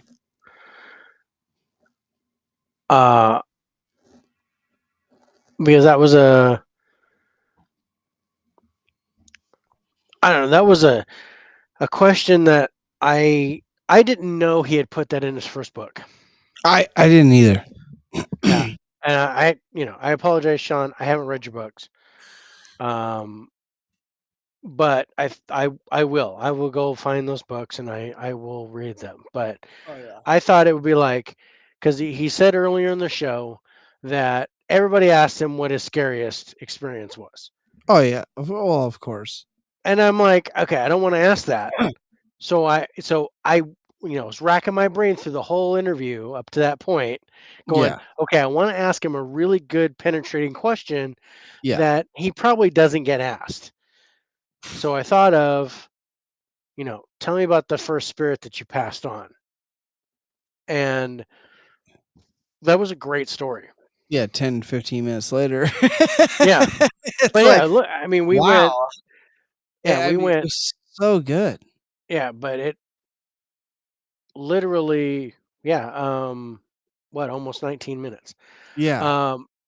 But, or no, 16 minutes, I think, because I think I started at 1:03. But but you could tell, you can sense his passion in that story. Oh, so definitely. Most definitely. It was you can tell nobody's really asked him that question before. I think. I don't think anybody's really I asked him, mean, "Do you aside from the remember book, I mean, the everybody first on the time?" chat knew about it. Yeah. Well, they've all read the freaking book. I mean, Vicky and Nancy and I mean, they were all I'm like, like, "Oh my god, you this story brings me to tears every time." And I was like, "Crap, you guys already knew this story? I was like, I gotta read the book. I Jesus. gotta read the book, Uh, man. I'm behind." but you can tell that hard people don't really ask him that. They don't ask him about, "Hey, when's the first time you've passed someone over?" But the fact that, he does his thing, and then that spirit attaches himself itself to him. Um, And and then kind of they're and like, kind of helps him out for like a few months after that, just kind yeah, of staying with him. and then it's like, it's time for me to go. I'm passing on. The angels are here for me. It was a very, very good. That's a, I that was don't a even want to say experience. That's the word I'm looking for. It was Yeah, a very it good was very experience and yeah, it was a very powerful experience. powerful. That's even better. Better word. Powerful Um, experience for him and to it, have. it brings to mind Yukiko for us. Dude. Yeah, it really does. It really does bring me back to Yukiko. I mean, I can't say that we passed Yukiko on. No, Honestly, there's times I think Yukiko shows up on the show. Uh, I still think we hear from Yukiko every once in a while, but what it's what I well I I don't know for the sure, sadness of it though but reminds the me of Yukiko Yukiko. came while we were talking about the suicide forest, and she committed suicide not in the forest, No, she not in the forest in but she Tokyo. came in. But then that I was able to take that name and what happened to her, and I was able to find her on the internet. And then Yeah. we were talking about the circumstances around her death, and she was like, "Stop talking about that. That's disrespectful." And I was like, "Okay, so we won't talk about that." And then she still kind of stayed with us Oh for the yeah, rest of the very much show. so. I mean that was probably our most powerful moment Yeah, on the I would show. agree. I would agree, and I have that. Yeah, I get that feel from when that happened to him. How we feel about Yukiko, Yeah, and she, uh, she was phenomenal, and I still have a great sadness when I think about her. yeah, But just that story itself, just I don't know, it hit me in the. It was very sad. It was a very sad story that he yeah, shared with us. yeah, And I love the fact that that's that's the one that's the yeah. one that sticks out to That's him. and that And I'm just glad. I'm glad that that sticks in his mind so well, and that yeah, he was able to recount that with such detail.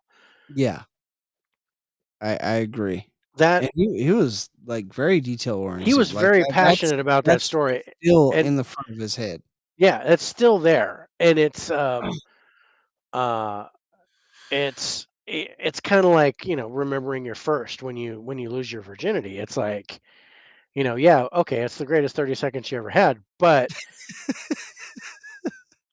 you don't forget it You don't ever. forget You don't it. forget it. Um, and that Sean was able to recount that and put so much detail on it. Yeah, a I was lot of detail. I was really impressed with that story, and it kind of took me back. I was It hit me. remembering Yukiko. I was remembering Yukiko when he was talking about that, and that he was going to the angels and all this kind of stuff, and I was like, wow. And then You know, how he felt in that moment, I felt like how we felt with Yukiko. and that's something, I've never thought about doing was, doing I guess I guess you can call it prayer for you, Kiko. I've never done that, to see if I can help her pass on, but Yeah, and that's another interesting point because I have passed on a few spirits. One on the show that yeah, we that did was, with the radio, yeah,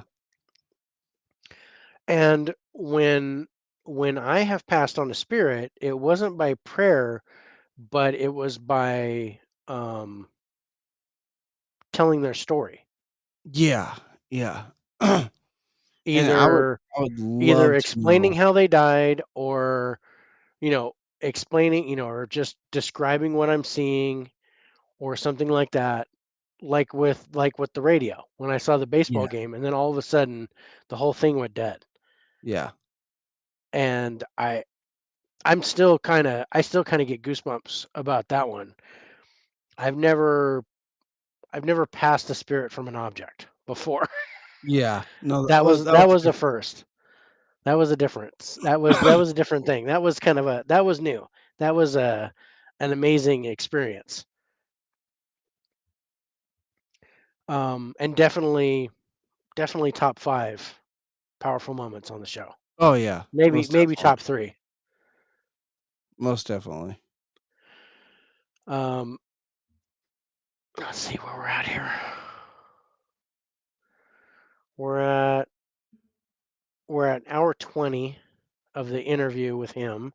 Okay, So we should be pretty close 30. to his end So based off. we're at 50 minutes with him, I think, and Yeah, he we went should an be. hour and a half. So All right. let's jump ahead a little bit. Okay.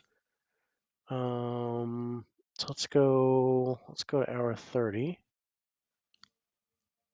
See what he's got going on here. Because I know there was a point where we took bathroom breaks and we kind of said the same Oh yeah. thing, and I'm trying to miss that. Let's do. And it's the same voice. It's not Word. like If We're it's not doing personal, an Abbey record in backwards, where we're getting. It's not happening that way. yeah. I mean, it's just it's the way God, made it, where it makes it a little tougher for us to find. I mean, think about orbs, and there's a lot of people that take such offense to about orbs and stuff. Like, okay, so in my argument to that is like, please tell me. So when there's a ghost, what form are they in? And my answer to that, and my theory, is that um, apparitions are the holy grail to the paranormal, to capture that or to witness that, and that is for one reason, and that's because it's a projection of what the spirit once lived and looked like, and they're able and they're innovative enough to actually project outwards and have that type of manifestation. But many spirits don't know how to do that, and I think that is a learning process for a spirit. We don't know what that is, we don't know how it occurs, but if they're not in that human space, because if there were ghosts that were in apparition states all the time, don't you think a lot more people would be witnessing that? So my question is, for people that don't believe in orbs, is like, what form is a spirit in? Do you believe in mists? Because why? I mean, like, mists are kind of like another crazy unexplained white thing, but it's like it's the same color and texture of like a perfect sphere. I mean, like, to me, it's just a ball of consciousness. I mean, it just like, yeah, it's very, sometimes can be very tricky to differentiate between dust, bugs, and orbs. Obviously, Ralph and I said we call it spirit energy, but like, just like the video in the Amityville, like, how do you explain that? If you don't believe in, the orb theory about spirit energy, please tell me what that is. I mean, because that's no bug, it's an anomalous Bugs event. can't fly through what glass? They can't. No. Just can't fly through glass. They can't. It can't break that physical plane. It's going to stop right there. How do you explain this ball of energy that, I don't care if it's big, if it's small, I don't care what size it is, but to watch it go from the left-hand side, fly up, around, and down, come back up, and then through the glass. And literally intelligently fly around, as and I then, had to follow it literally around. like right there and come up to the camera, and it's like, wow, yeah, it was. I still get chills. I still that's a really great. cool. I mean, I've seen some orbs, but aside from I had one that came out of a mirror. I saw an orb in a mirror come out of a mirror and then drop. I'll be right back. That's probably the biggest thing. And he left. So There's the orb right there. Yeah, there's the orb. It's I a really J had orb. to pee, damn it. I know we're past our hour mark, Sean. So I wanted to just kind of plug Scare Network TV. Yeah. And how long ago did you start working with them? I started working with Billy, I guess, in 2021. When we. Okay, I'm gonna forward this. I really had to pee right there. I'm sorry. You did, and then you came back and you were asking them the same things, and so yeah, we're gonna forward Someone this. didn't put a message on there for me. I know. I was like, you should know, and then I'm like, oh crap, how's he gonna know what I talked about? Oh my god, I was doing the dance. I was like, I couldn't handle it no more. It's like where your bladder's like, oh, you can't stand up straight because you're like, yeah, I gotta pee. Yeah, almost brings a tear. Just to enjoy your eye doing when it. you- and that's.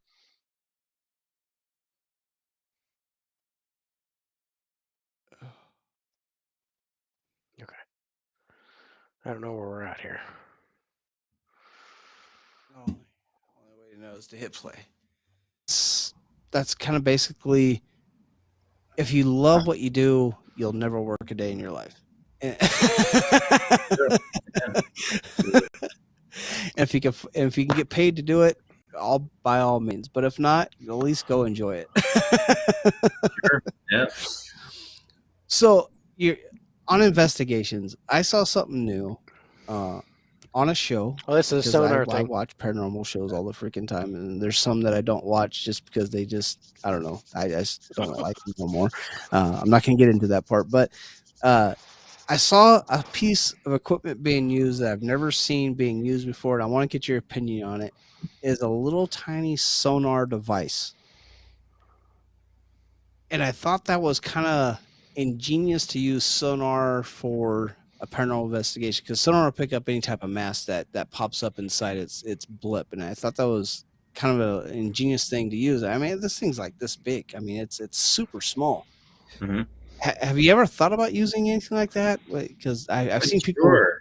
I mean, you can use any sort of thing and scientific equipment and try to, use it for different genres of research. I mean, that's good.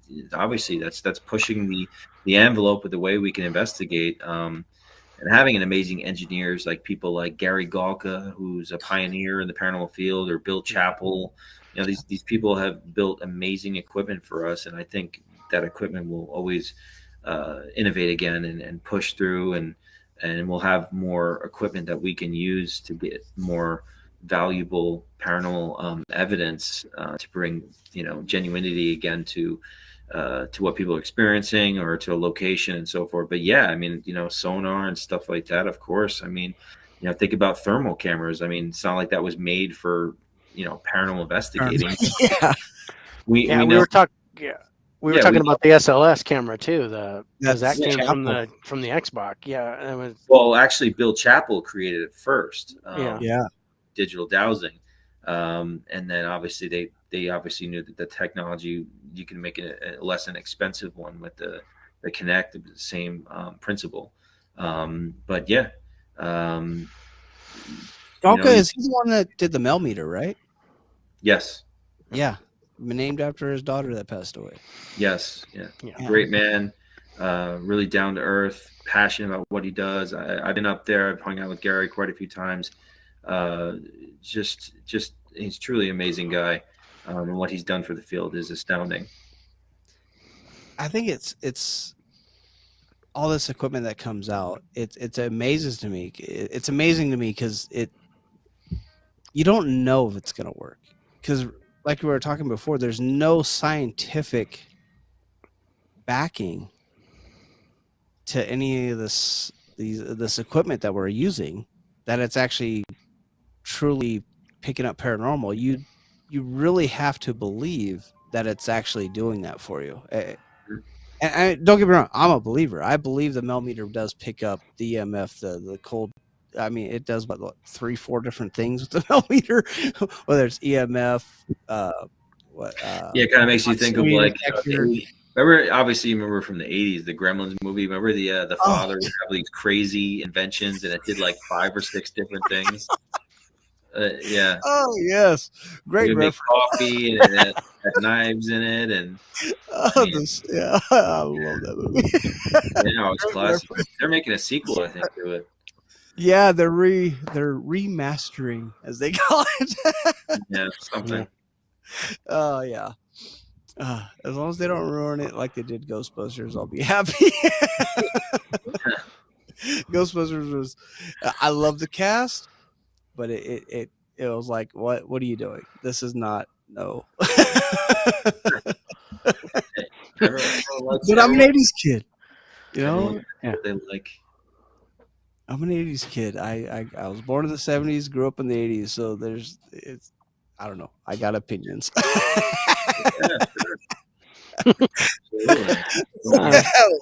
I got opinions. All right. Have we taken enough of your time, Sean? Because I know we've gone over our allotted time, but it's been great talking to you. Yeah, no, it's really appreciate. Obviously, talking about my passion. It's like what I do. I enjoy talking about it, so it's been great.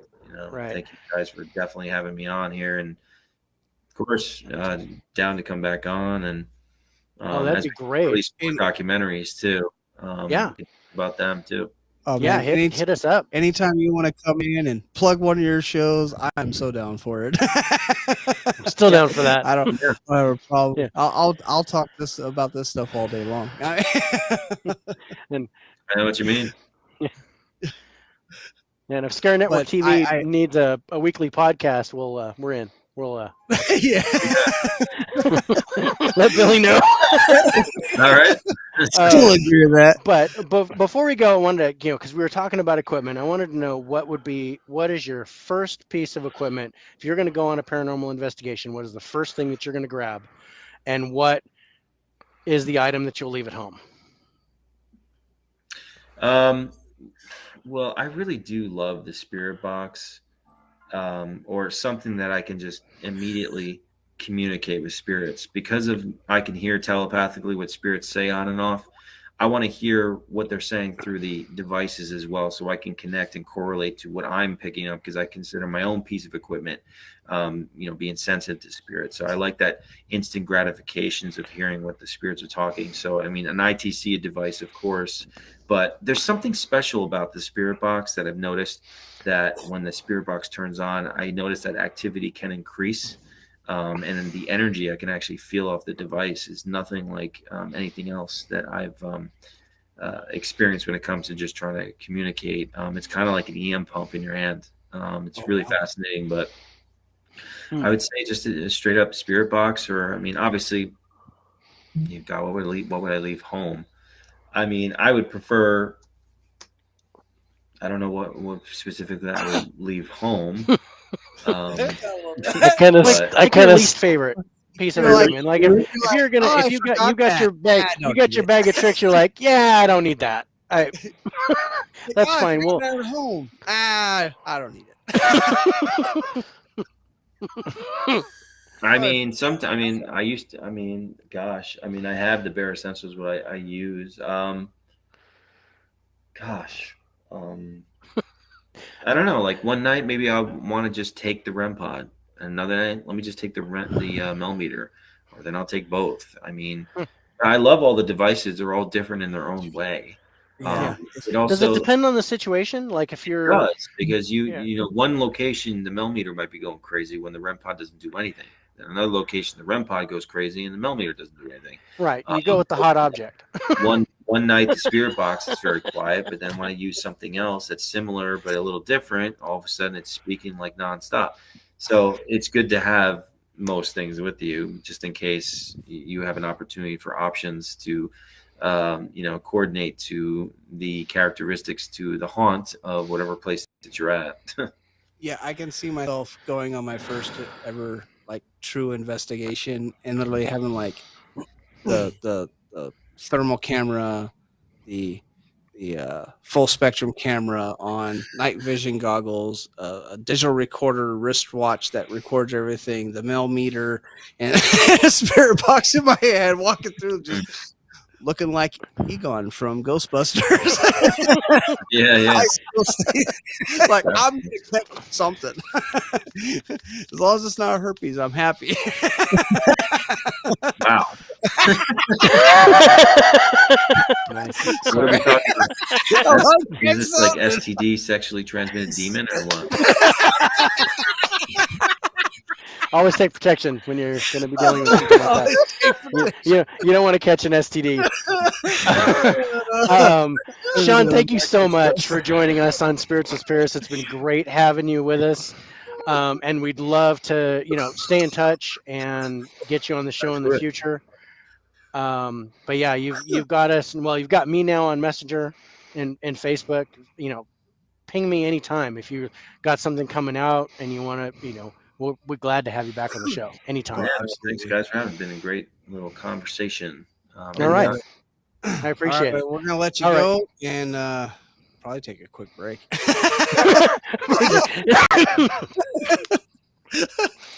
All right. Thank you, Sean. Because we had to pee. We had to pee.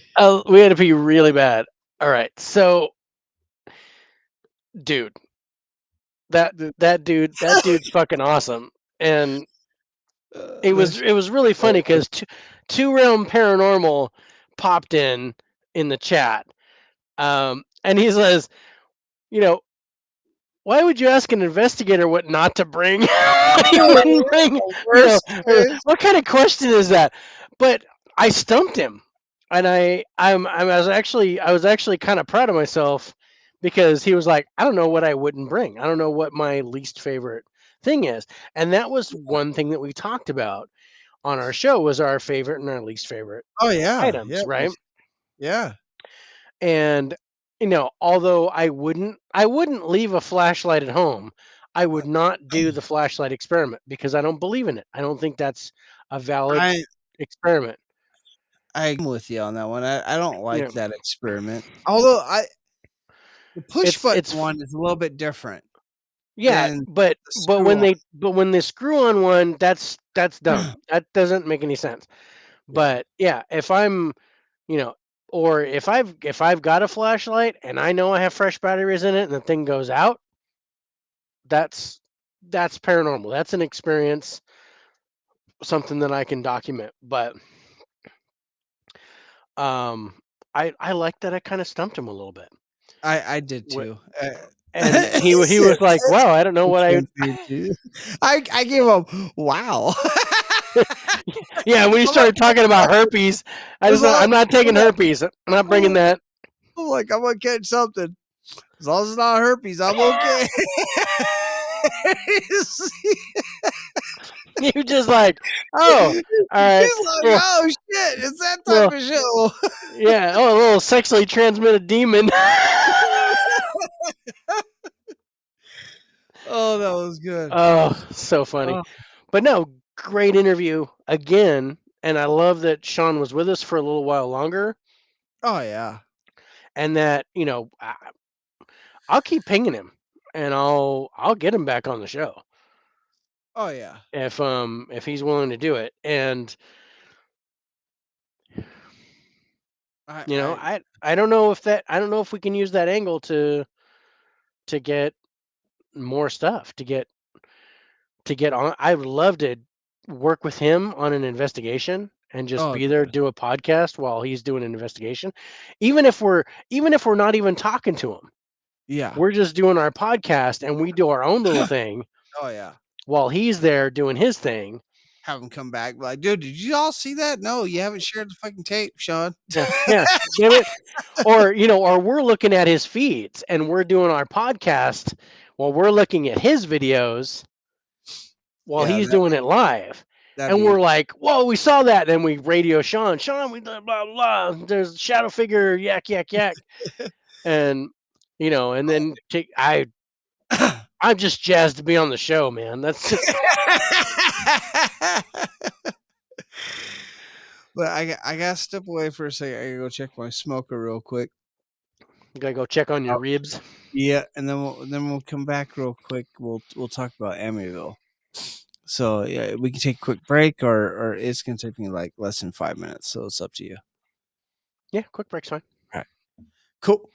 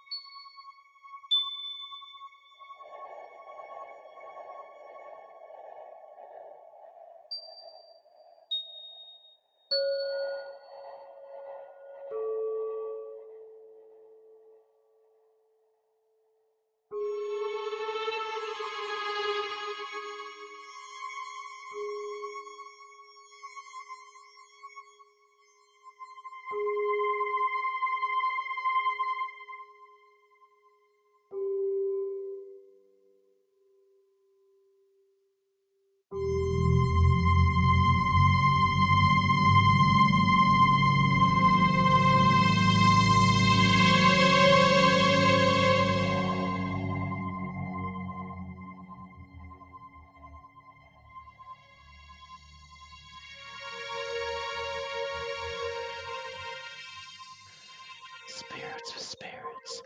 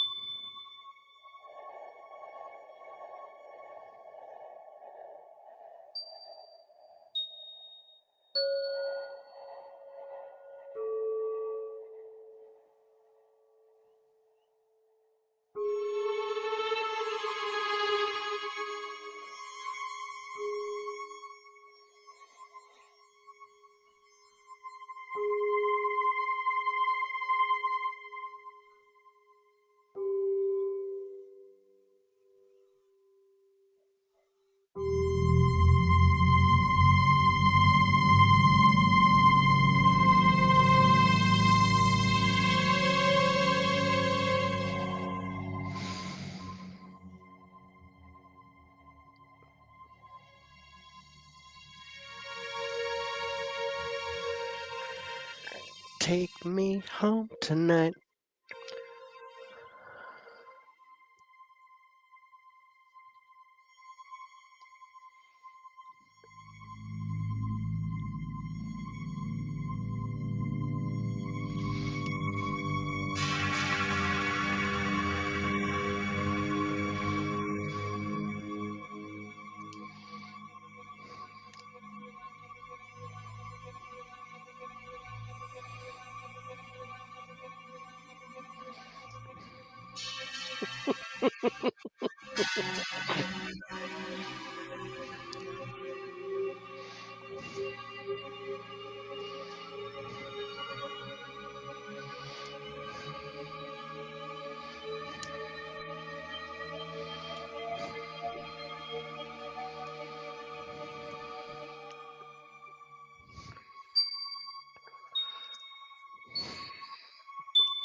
Too soon.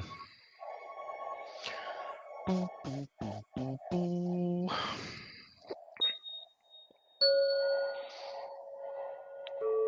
on, you said 5 minutes, bro. There you are. Jesus.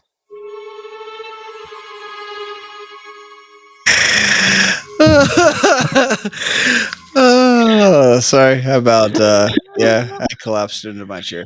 I was like, oh shit. Oh. Over here just like showing movies. It was good. I didn't like it as much as the second or first one. Oh, Batman collection, the whole collection, or That's the Dark Knight Batman trilogy. collection? It's supposed to be really good on 4K. Is And then I was like, oh yeah, The I new like. Matrix? How did you feel about the new Matrix? I liked it. I thought it was pretty good. It wasn't.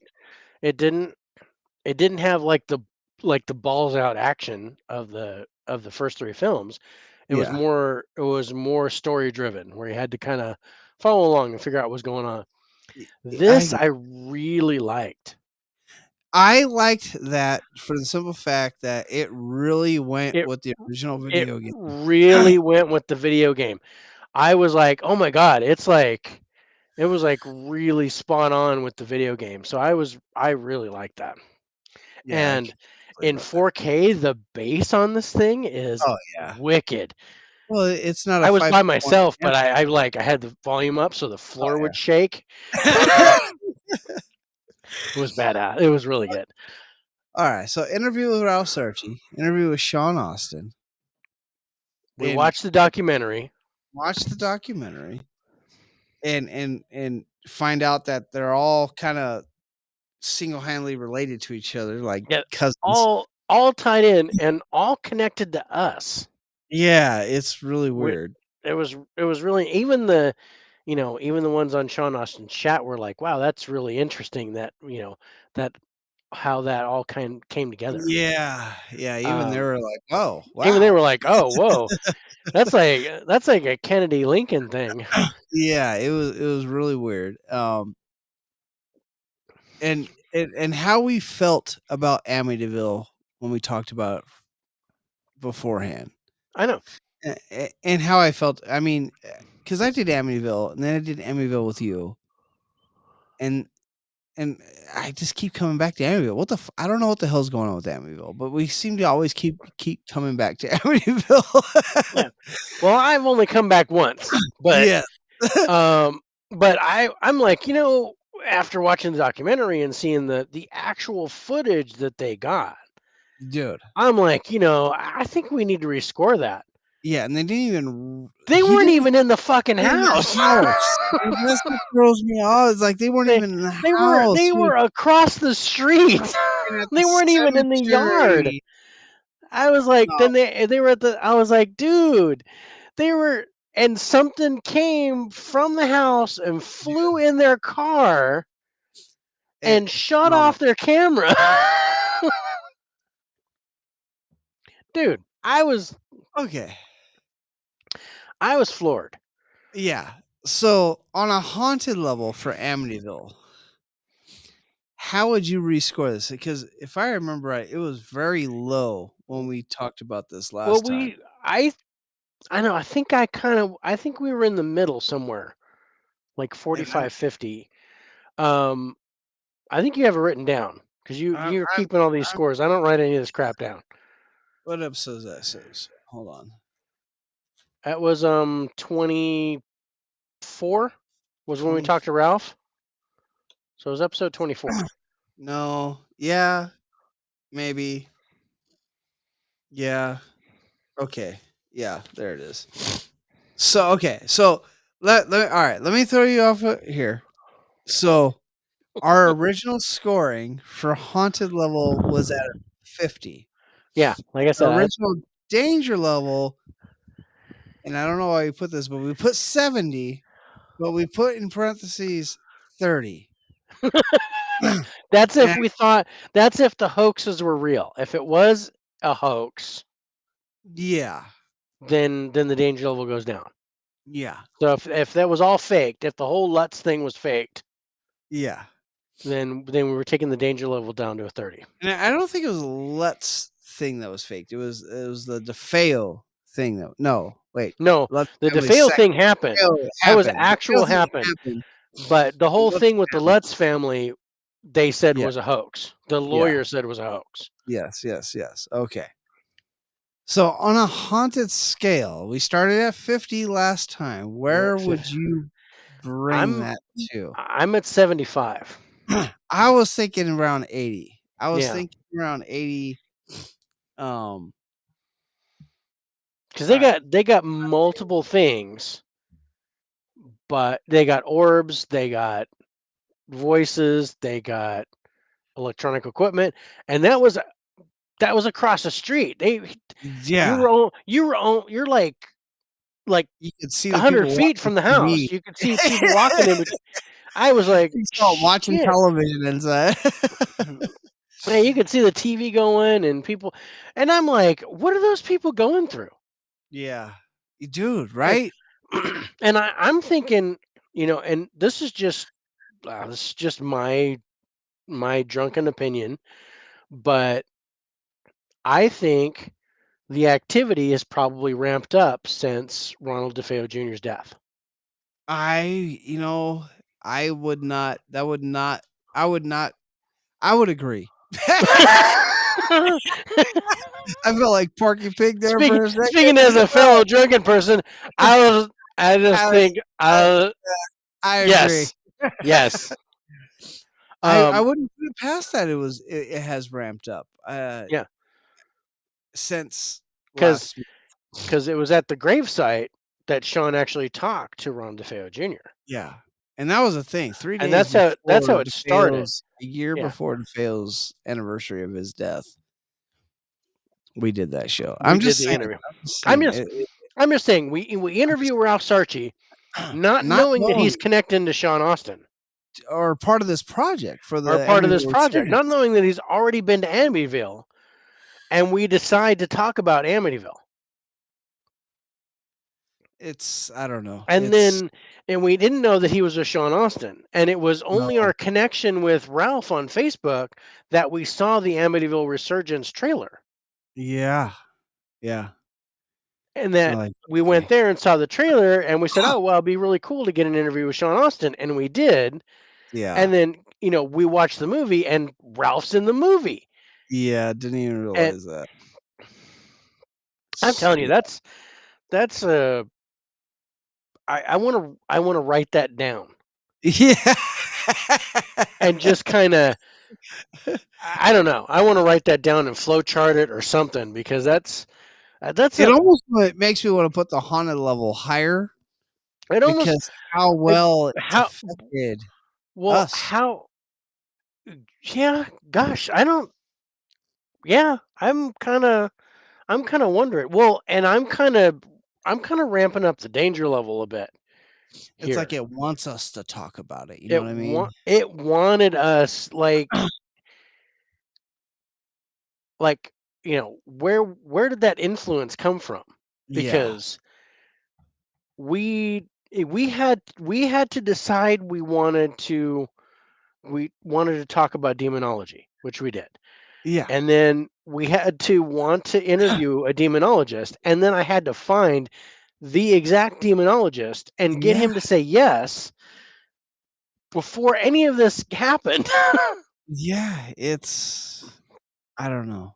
Oh yeah, so our danger level we have I'll just call it a 70 as a danger level. Let's throw the facade. So I'm throwing the 30 out because I don't think there was any hoax. Now I'm gonna cross that out. No hoax. Yeah. Where would you raise the danger level from 70? I say I do raise the danger level. I'm going 80. I think I'm gonna That's go what 80. that's the Because exact number. I'm not gonna raise it a Mhm. whole lot, but I'm gonna raise it a little bit because there's got to be um, something paranormal happened for us to get involved. Right? I mean, doesn't it feel And that way? it Like, feels like something like it brings me back like to that Akashic like record shit. yeah, right, like we were guided to do this. We were guided Fuck to get to yeah. this point. It feels that way. Yeah. And I wonder, well, okay, think about this. Do you think, because I mean, really all started with the Ralph Sarchie video, and then we reviewed Amityville Yeah. and we gave it a low score. Do Yeah. you think that our low score set that emotion It's to like, where oh, they were really? like, "Oh no, you need to check that again. Yeah, we need to revisit this. You need we're going to put some things in your purview so that you can go, okay, we need to rescore this." Because you know, it wasn't until I mean, I knew about Sean Austin. I didn't know his connection to Ralph Sarchie. I didn't either. Yeah, but when his trailer popped up on Ralph Sarchie's page, Ralph Sarchie's um, fan page on Facebook, I was like, okay, cool, I'll check that out. Because like I've heard of Sean Austin, respected. Yeah. I didn't talk about him on my list of mediums because I if we talked about 20, I'd probably have him on that list. But he's one of those ones that's like was like right in the middle for me. Yeah. Yeah. No, Um, but to we would have I got we had to really be interested in demonologists. We had to have landed the right person for an interview, have him say yes. yeah. It's like it See the reached out to us. Like, yeah, and then do our review of Amityville. See the trailer at just the right time. Land Sean Austin and get an interview 3 days before the anniversary of Ron DeFeo's Jr.'s death. And I was just yeah, like, it's. I I'm just looking at my. if I could have bought that lottery ticket, that would have been the only thing that would have culminated that is that we'd have won the lottery after that point. Yeah. Because I've already been struck by lightning, so I need the lottery win because I've already Yeah. got that other thing. Yeah. It's phenomenal how everything lined up. I'm just gonna put it this way. It's all like I said, it's like it wants us to talk about it. It Yeah. wants us And if we talk about it, we Yeah, give it more power. recognition. Yeah, it wants the recognition. Mhm. And it's like it really does feel like it was like I don't know. I don't know. We wanted to talk, yeah, you're right. We talked about demonologists. And I'm still baffled about how wrong I was about demonologists after talking to Ralph Sarchie. And Well, then because all we knew about was how they did it in the movies. yeah, right, Because including his own movie. yeah, including his own movie. Well, it's like, oh no, you have to have the demon's name, and we have a catalog of all the demon name, and that's complete bullshit. No, He's you like, do not no, want the name. no, The no, only no. the only way is you get the demon to tell you its name, so it has to tell you the truth after that. That's the only Yeah. reason why you get the name, is so it has to listen to you after that.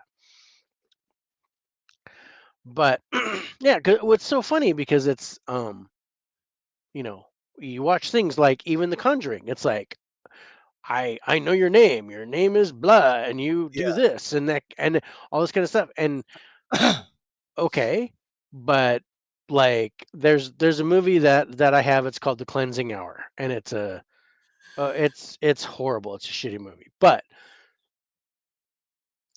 this it's like a TV show where they fake exorcisms on yeah. live stream, Yeah, I remember that you telling about that. right?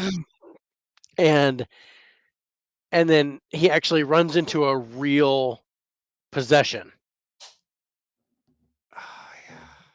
and he's like, and the demon is exploiting him for all the fake shit that he does, and just making the whole show. I mean, just awful.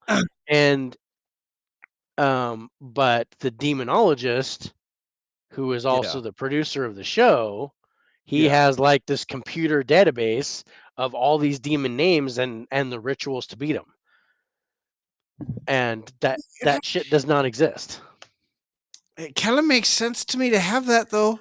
Yeah, right. I mean, I would know. Okay, if I'm, like he said, the name, like Ralph Sarchie said, the name of the demon usually has something to do with what that demon does. Yeah. But the So names that came through on the freaking documentary, the Resurgence documentary, yeah, the names that came through for the demons, and I'm not gonna say them because I already made that mistake once. no, I'm not gonna say them, it starts with a but B, and we're not saying anything else. yeah, but the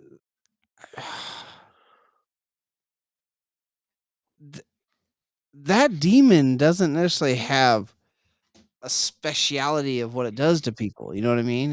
No, That's a hierarchy. that's where you just, that's nasty. That's a that's hierarchy demon. that's a top tier dude. When Ralph was talking about the 3 hierarchies Yeah. and Lucifer being part of the oh shit, what's the name? But the highest hierarchy, the most prominent, highest, most powerful angel and demon and devil that you can think of. Yeah. He's part of that hierarchy. And Yeah, and he's to have that name, he's in that level. He's come one of the through. top choir dudes. Yeah, to not only have his name come through, but to have his name come through multiple times. That scares me for Amityville. I mean, that's dangerous. That's the devil, dangerous type devil. Yeah. But yeah, I agree. I 75 to 80 for the haunted level, way up from what we thought before. Yeah. And got rid of the freaking 30 out of there. Got rid of the 30 bullshit. And even took the after 70 the up evidence to that they 80. captured across the street. Yeah. No. Yeah. Yeah. At the freaking cemetery. Yeah. Yeah.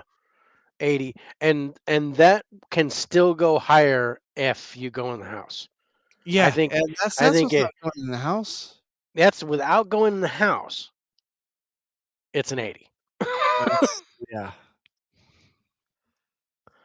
Okay. I think we done it. So what are we doing next week? What's our next week's show? We're doing a town next week. Chicago? We're doing Yeah, Chi-Town? I think we're doing Chicago. We can do Chi-Town if I remember right. Chicago. What Pull it is up. it? Yeah. Chi-Town, right? Yeah. Chicago on April 6th. You don't have any weird schedules, right? Coming up? No.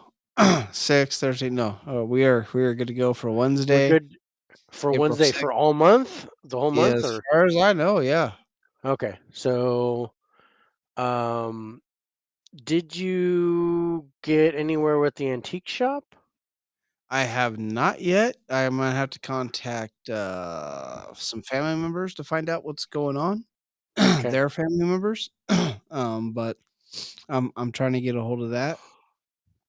And of course I'm trying to get some paranormal investigators to come on the show too and talk about their craft and whatnots and their investigations that they've had. So Yeah, I figured out what was going on, and the antique shop here in town is, yeah.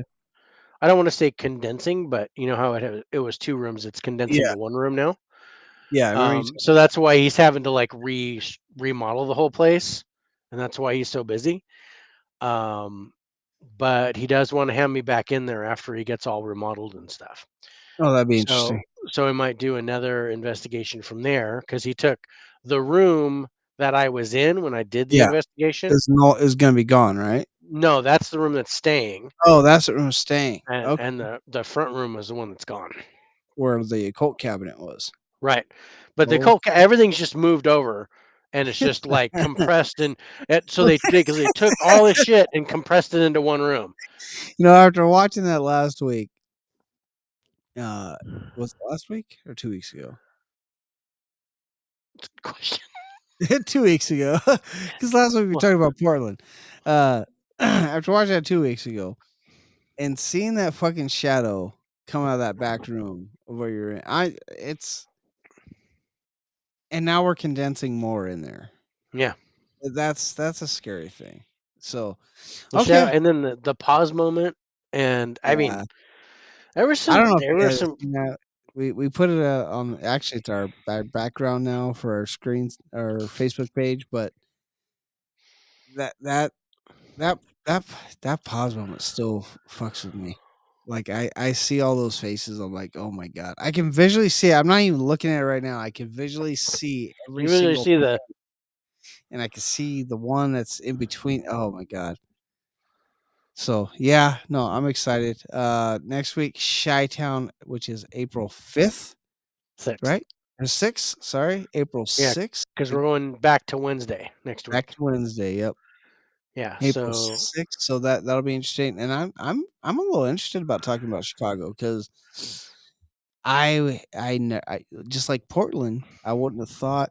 Well, I mean, Portland had the Shanghai tunnels, but I wouldn't have thought this place to be haunted. And the more I look into Chicago, I think I might be so wrong. But, it's it's gonna be an interesting show. Hope to see everybody there on the 6th of April, and we'll keep you updated with the antique shop over by me and, of course, other things that we have in work. Don't forget to check out the Facebook page for all the news and interesting stuff because we post more on there than anything else. Dave, any closing remarks you got for the listeners out there? no, that was a good show. I loved going through those interviews, and I'm looking forward to more of those. But yeah, I'm kind of doing the same thing. See if I can get back into the antique shop and get into the guy's house that owns the antique shop because there's going to be a lot of shit in his house. Oh yeah. I'm also looking into talking to some paranormal investigators that are in the area, and in particular, there's one place that they investigate all the time Yeah. and Yeah. do tours on, and I want to get in there on that place. So That'd be awesome. if that can happen this year, that's what I'm shooting for. Yeah, maybe when I come out this summer. Never know. Never Never know. know, might be able to plan that in August. Yeah. All right, guys. Well, we're gonna say goodnight for tonight. Again, I want to thank Anchor, who takes the audio portion of this live broadcast and puts it out there to all of our listeners on your favorite podcast listening venues like Spotify, Apple Podcasts, Google Podcasts, Pocket Cast, Radio Public, and Breaker. And they do that completely free, guys. If you guys are trying to start up your own podcast, go ahead and look into them. And of course, I want to thank Restream. Restream allows us to do the multicast where we're not just on our Facebook Spirits with Spirits page, but we're also on YouTube, Twitch, Twitter, Vaughn Live, D Live. Did I forget one there? No, I think you got them all. So I think I need them all. All right, and so lots of ways for you to listen, lots of ways for you to watch, and again, appreciate everybody that listens and watches. I'm gonna say goodnight for tonight, and Dave, you want to say goodnight? Good night for tonight. For tonight. All right, thank you. Bye, everybody.